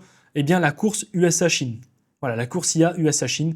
L'IA, c'est pas juste une industrie technologique. Hein. Si vraiment tu pensais que c'était juste une industrie tech, je pense que tu te trompes à 100% et que tu n'es pas conscient. Mot bien choisi. C'est le terrain de la prochaine superpuissance mondiale. C'est pour ça qu'ils ne peuvent pas arrêter et que je trouve qu'une pause IA est totalement ridicule de leur point de vue. Même s'il y a des faits, des arguments, c'est totalement ridicule et ça ne s'arrêtera pas parce qu'on parle de la superpuissance mondiale. Donc c'est tout simplement le conflit géopolitique le plus conséquent depuis la guerre froide. Hein. On n'a pas eu un conflit aussi gros depuis soi-disant la guerre froide et les LLM en sont le champ de bataille central. Mais ce sujet, on va pas trop plancher là-dessus parce qu'il mérite une vidéo à lui-même en fait. On pourrait creuser. Penser avec l'IA, c'est passer 10 heures au lieu d'en passer 50, voilà. Mais en creusant, en lisant, pas en faisant des synthèses. Une vidéo qui dure 2 heures, ça fait chier toutes les générations Z. Enfin, pas toutes. Attention, il y en a certains, je vous respecte, les Z. Mais ceux qui vont regarder cette vidéo du début jusqu'à la fin, eh bien, respect sur vous. Mettez un commentaire derrière pour dire « Ah, tu me respectes ». Mais sachez-le, plus le contenu est court, plus vous allez vous faire induire des informations que vous n'allez pas choisir et que vous pensez que ce sont les bonnes et que votre conscience ne sera jamais déterminée car vous ne pourrez pas travailler sur la conscience et sur le sujet de la conscience. Bref, boucle infinie. Bon, j'ai fait une petite carte des forces 2026 pour se préparer à cette année 2026 qui s'avère vraiment chaotique. Je ne vous cache pas que c'est pas la joie quand je tourne cette vidéo avec ce qui se passe en ce moment, en février 2026. Beaucoup de cartes sont redistribuées, beaucoup d'informations sont projetées. Donc actuellement, les USA, c'est les titans. Voilà. OpenAI, Anthropic avec les derniers modèles, Google, bon, je ne vais pas les citer, ils sont là. C'est les premiers movers. Voilà, OpenAI, c'est les premiers movers, c'est les premiers à être arrivés sur le terrain. Alors, je te dis bien exposés au grand public, publiquement, voilà. La Chine, ce sont les challengers, mais les challengers qu'il ne faut pas prendre pour des cons. Donc DeepSeek V3.2, R1, Alibaba, ByteDance, Baidu, Huawei, etc. Donc eux, ils travaillent sur l'efficacité algorithmique et l'innovation sous la contrainte. Il faut savoir que les USA ont privé la Chine de certains composants, comme par exemple certaines puces, etc., qui ont empêché la Chine de pouvoir faire des modèles aussi puissants que les USA, mais la Chine a réussi à détourner cela. Bref, j'en ai déjà fait une vidéo avec les mixtures of experts par exemple, etc., etc. Et l'Europe, derrière tout ça, est en retard. Donc il faudrait faire un petit commentaire pour remercier notre von der Leyen qui prend de belles décisions. On va pas cracher sur Macron qui, lui, ne peut rien faire, est juste un représentant visuel. Et encore, je parle de von der Leyen, je pourrais peut-être parler même peut-être plus haut, mais l'Europe est vraiment... On nous a mis dans la merde quand même, c'est pour ça que tous ces ingénieurs partent de l'Europe. Pourtant, c'est le cas de le dire, si l'Europe était si bien, enfin du moins la France serait si bien souveraine, je peux te garantir que je serais le premier à retourner en France. Beaucoup d'innovateurs seraient les premiers à retourner en France, et s'il n'y aurait pas autant d'impôts aussi, bon, il fallait quand même que je la place. J'ai pas fait de section impôts, mais je pourrais en faire une vidéo. Donc Mistral France, ce sont les seuls champions significatifs, très peu utilisés, ce n'est pas la peine. Pour moi, ils ne sont pas dans la course, même si je les respecte, il n'y a pas assez de fonds. Il n'y a pas assez de liaison avec des entités aussi puissantes que chez OpenAI, chez Anthropic, etc. Donc avec l'AI Act, vous l'avez vu, il y a eu des réglementations. En fait, c'est tout simplement la réglementation AI Act la plus stricte du monde. Voilà. Et potentiellement, alors c'est pas potentiellement, c'est un gros frein à l'innovation. Forcément, un mec qui veut évoluer dans l'IA, qui a des bonnes capacités, qui a 10 ou 15 ans d'expérience par exemple en machine learning, il se dit bon, maintenant je suis toujours en France, on est 2026, ils sont en train de limiter, c'est la réglementation la plus stricte au monde. Moi j'ai des bonnes compétences, on me propose un contrat au fin fond d'une boîte aux États-Unis ou en Chine ou je ne sais pas. Le mec se casse quoi, tu vois. En plus il est content, il y aura plus d'imposition, il se fait un petit montage fiscal. Il faut arrêter de se poser les mauvaises questions. Il faut vraiment ouvrir les yeux. En l'occurrence, c'est logique que tout le monde se casse. Bref, parlons un petit peu du paradoxe de la régulation. Donc l'Europe régule, le monde accélère. Il y a un paradoxe. Donc les USA et la Chine polarisent à 300%, alors peut-être même c'est plus gros que 300% sur l'IA, et l'Europe s'auto-pénalise. Je ne pense pas que l'Europe s'auto-pénalise. Je pense que certaines entités forcent l'Europe à s'auto-pénaliser. Voilà, c'est différent. Donc le gouffre est le suivant. Donc les États-Unis, 109 milliards de dollars. Concernant les investissements privés en 2024, je dis bien juste 2024, on ne parle pas de 2025 et ni 2026. Donc 109 milliards pour les États-Unis, 15 milliards pour la Chine, encore une fois, c'est ce qui est déclaré, donc tout ça c'est hypothétique, et 6 milliards pour l'Europe, soit un écart x 18. Qui accélère, qui freine? Bon, là la Chine est un petit peu en dessous parce que par rapport à ce qui a été récupéré comme information, je pense que ils sont à peu près à 95% les deux. 95%. Et les 5 autres pourcents, c'est pour l'armement. C'est pour l'armement, et puis bref, je ne peux pas aller trop loin dans cette vidéo, mais sachez-le, j'en connais bien plus que ce que je vous dis là, et puis il y a des choses que je ne peux pas vous dire, sinon vous savez très bien que ma vidéo ne sera jamais publique, elle sera supprimée. Et l'Europe, frein réglementaire, quoi. On est à 22%, c'est juste hypothétique, c'est des jauges qui sont cohérentes. Donc on a un mur versus une autoroute, hein. C'est très visible, on a une belle autoroute construite neuve, une autoroute européenne que les Français ont du moins financée avec leurs impôts par exemple, et on fait un putain de mur dégueulasse en briques, avec 50 couches de briques, et plus personne peut rouler, c'est logique. Ça, c'est un petit peu ce qui se passe en Europe. Une belle route, bien belle, de loin on se dit « Waouh, elle est magnifique, j'aimerais bien avoir la même ». Mais au final, c'est un écran de fumée. Donc, en Europe, il y a 27 régulations IA actives. Donc avec le AI Act, RGPD, 7% de chiffre d'affaires, amende max, classification des risques, alors qu'aux États-Unis, bon, je vous dis pas un entre-deux, ça aurait été bien, parce que là, c'est soit tu as 27, soit tu as 0, tu vois. Mais les lois fédérales IA aux USA, eh bien, Executive Orders annulés, la section 230 est active, il y a un laisser-faire total, et c'est pro-business. Le top, en 2026-2030, c'est de tendre vers 1 à 3 régulations maximum, pas 0, pas 27, faut pas déconner. Donc ce qui veut dire que toutes ces petites bulles, ces petits ronds là qui se déplacent vers l'USA, ce sont nos compétents, nos chercheurs. Alors c'est pas que les USA, c'est la Chine, il y a aussi l'Inde qui va arriver. Alors la Russie, je ne sais pas ce qu'ils font, la Russie, en l'occurrence, et j'aimerais bien que la Russie puisse enfin travailler sur des modèles, les rendre publics, parce que j'aimerais bien utiliser des modèles russes. Je ne sais pas comment ça avance, il faudrait travailler sur le sujet. Mais bref, ça, ce sont tous les profils qui ont des salaires à 80 000 mensuels en Europe et qu'on leur propose minimum 500 000 aux States. Eh bien, ils se cassent, faut pas se mentir. Rien ne les pousse à rester, il faut arrêter de déconner. Au bout d'un moment, il faut quand même savoir remettre les choses sur table. Aimer l'Europe, aimer son pays initial, je suis d'accord, mais pour faire évoluer le monde, ça se passe ici. Voilà. Donc le match est le suivant, hein, si on fait la comparaison entre les modèles fondation, le compute, les talents et la liberté réglementaire, eh bien là on a un score de 7 sur 40 en Europe, 23 sur 40 en Chine. Alors attention, parce que ce visuel a été fait par Anthropic, je préfère le mentionner, c'est un modèle américain. J'ai cette nuance, je connais, je sais qu'il y a des biais sur le fait que quand on veut faire une comparaison factuelle entre Chine et États-Unis, je sais que sur un modèle américain, il va plus mettre en avant les États-Unis, ce qui est pas logique. Ce qui est pas logique, mais de mon point de vue, c'est logique parce que je le sais. Donc je vous le mentionne, ce ne sont pas officiels. Pour moi, il y a 30 sur 40 à 30 sur 40, c'est pareil. Par contre, là oui, 7 sur 40, je suis d'accord. Donc l'Europe forme des talents, écrit les règles et regarde le match depuis les tribunes. Il y a je ne sais pas combien de talents, ils sont bridés, et derrière, eh bien, ces talents-là, s'ils restent, ils vont regarder le match depuis les tribunes, et ces entités qui déterminent ces régulations regardent depuis les tribunes ces talents regardent depuis les tribunes, ceux qui sont vraiment bien payés, ceux qui font avancer le monde. Enfin bref, c'est quand même, en fait, je pense qu'on marche sur la tête, c'est le cas de le dire. Donc on vient de passer plus de 2 heures même, je crois, de vidéo, avec le montage même, on va dépasser les 2 heures, à décortiquer les mécaniques des LLM, avec de la pensée, hein, on n'est pas juste là en train de répéter ce qui a été écrit. Cette vidéo, tu ne la verras nulle part ailleurs avec ce prisme-là et toutes les factualités balancées dans cette vidéo. C'est ça qui est assez intéressant. C'est le contenu authentique. Et puis il y en a même qui disent que mes vidéos sont tournées par une IA. Une IA ne ferait pas ça pendant que je suis en train de te parler.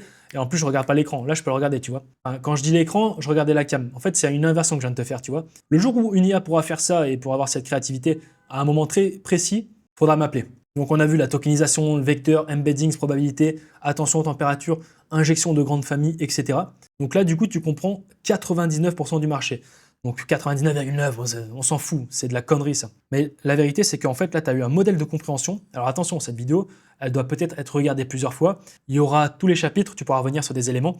Mais si tu arrives à assimiler tout ça, tu as un modèle de compréhension globale dans le monde dans lequel on se situe et une compréhension, projection future sur en fait la neuro-augmentation humaine, de comment penser avant que ça arrive, en fait, tout simplement. Enfin, c'est très compliqué à dire parce que nous n'avons pas déterminé la conscience. Dès que tu n'as pas une réponse, je ne sais pas répondre, on n'a pas déterminé la conscience, trop facile, tu sais. Donc, et pourtant, que tu comprends 99,9%, on utilise un outil qu'on ne comprend pas. Il faut quand même le rementionner, c'est quand même important. Pour générer des résultats qu'on ne peut pas prédire, dans un espace à 16 000 dimensions qu'on ne peut pas percevoir, je le répète, nous avons que 3 dimensions perceptibles en tant qu'humain, c'est important, basées sur des probabilités qu'on ne peut pas tracer, et on ne sait même pas si cet outil est conscient ou non. Parce qu'on ne sait même pas ce qu'est la conscience. Et on prétend pouvoir la détecter ou l'exclure chez une machine. Donc on ne maîtrise rien. Là, personne ne peut me contrer sur ce fait-là. C'est totalement impossible. On ne maîtrise rien. La seule certitude que j'ai, c'est que Poincaré avait raison, Lorentz avait raison, Heisenberg avait raison, quantique, le monde est chaos en fait. En vérité, on converge vers la même chose, c'est que tout est chaotique. Personne n'a raison, personne n'a faux. Je dis ça comme ça, mais c'est pas pour autant que j'ai pas travaillé le sujet, j'ai beaucoup travaillé le sujet. Et ça fait peur quand on se rend compte que le monde est chaos. On ne sait pas où on va en fait, c'est ça qui est marrant. Tout le monde pense savoir. Donc l'univers entier de la mécanique quantique au LLM, en passant par les marchés, la météo et ta propre conscience, repose sur des systèmes que personne ne contrôle totalement. Chaque être humain, tous, vraiment, sauf peut-être certains clonés, mais je ne sais pas qui, je pourrais pas dire qui, qui se lèvent le matin en pensant j'ai le contrôle, nagent dans une illusion. Ce ne sont que des illusions. Ce n'est pas une opinion. Là, c'est plus une opinion en fait, avec tout ce que je t'ai montré. On pourrait même travailler encore plus le sujet, mais si tu travailles le sujet, tu te rendras compte, après avoir dépassé la vallée de la stupidité, et sur le plateau de consolidation, on va dire, eh bien c'est une certitude mathématique, physique et philosophique. Donc si une personne t'explique que tout est mathématique, ou t'explique que nous ne savons rien, sache-le, cette personne en sait beaucoup.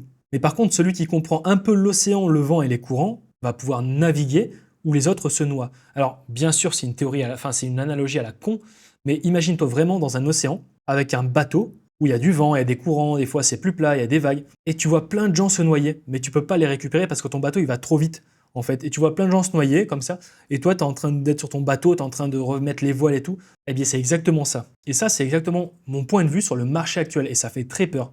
Et on est beaucoup à être sur un bateau qui va vite, il y a du vent, ça va dans tous les sens, on voit plein de gens se noyer et mourir, mais on n'a pas le choix en fait. Ce bateau, il est chaotique, il est incertain, on est en plein sur un bateau où on ne peut pas aller sauver les personnes, on a du mal à tenir le bateau, on ne comprend même pas pourquoi il y a du vent, d'un coup il n'y a plus de vent, on ne comprend rien. Donc cette vidéo ne t'a pas du tout donné le contrôle. Il est vrai que le fait d'avoir regardé cette vidéo, d'avoir lu beaucoup de livres, en fait, tu penses avoir plus de contrôle, mais en fait, ce n'est qu'une illusion. J'ai créé encore plus de chaos que tu avais du chaos déjà dans ton cerveau. Mais elle t'a donné une carte. Et cette carte, c'est à toi d'en faire ce que tu veux. Donc les mots de la fin, pour pouvoir plier ce game. Si après cette vidéo, tu vois l'IA de la même manière, je dis bien tu vois, pas tu comprends. Attention, les mots sont bien choisis. De la même manière qu'avant, recommence là. Parce que je viens de te montrer, c'est la réalité que 99,9% du marché refuse de voir. Refuse de voir ou on refuse de leur montrer. Parce que bien sûr, pas tout le monde est créateur de contenu. Aujourd'hui, le marché me classifie d'influenceur, même si c'est un terme à la con. J'aime pas qu'on me dise t'es un influenceur, mais je le suis quand même parce que j'influence des personnes. Mais je vous influence pas à être plus débile. Comprenez-le, voyez la nuance et la différenciation. Ne crois jamais détenir la vérité sur l'IA, car elle existe et elle n'existe pas à la fois. Donc nous n'avons pas de réponse. Donc tout ça pour te dire, tu peux laisser un like, t'abonner et mettre des commentaires. Cette vidéo mérite des commentaires. Je pense même que tu peux la re-regarder à plusieurs fenêtres temporelles et mettre des commentaires sur certains chapitres. Parce que c'est intéressant d'avoir les retours marché, car là on est en train de jouer sur un terrain, je vous le dis, c'est le bordel. Bref, c'était Mayday, à très vite pour du ciao ciao.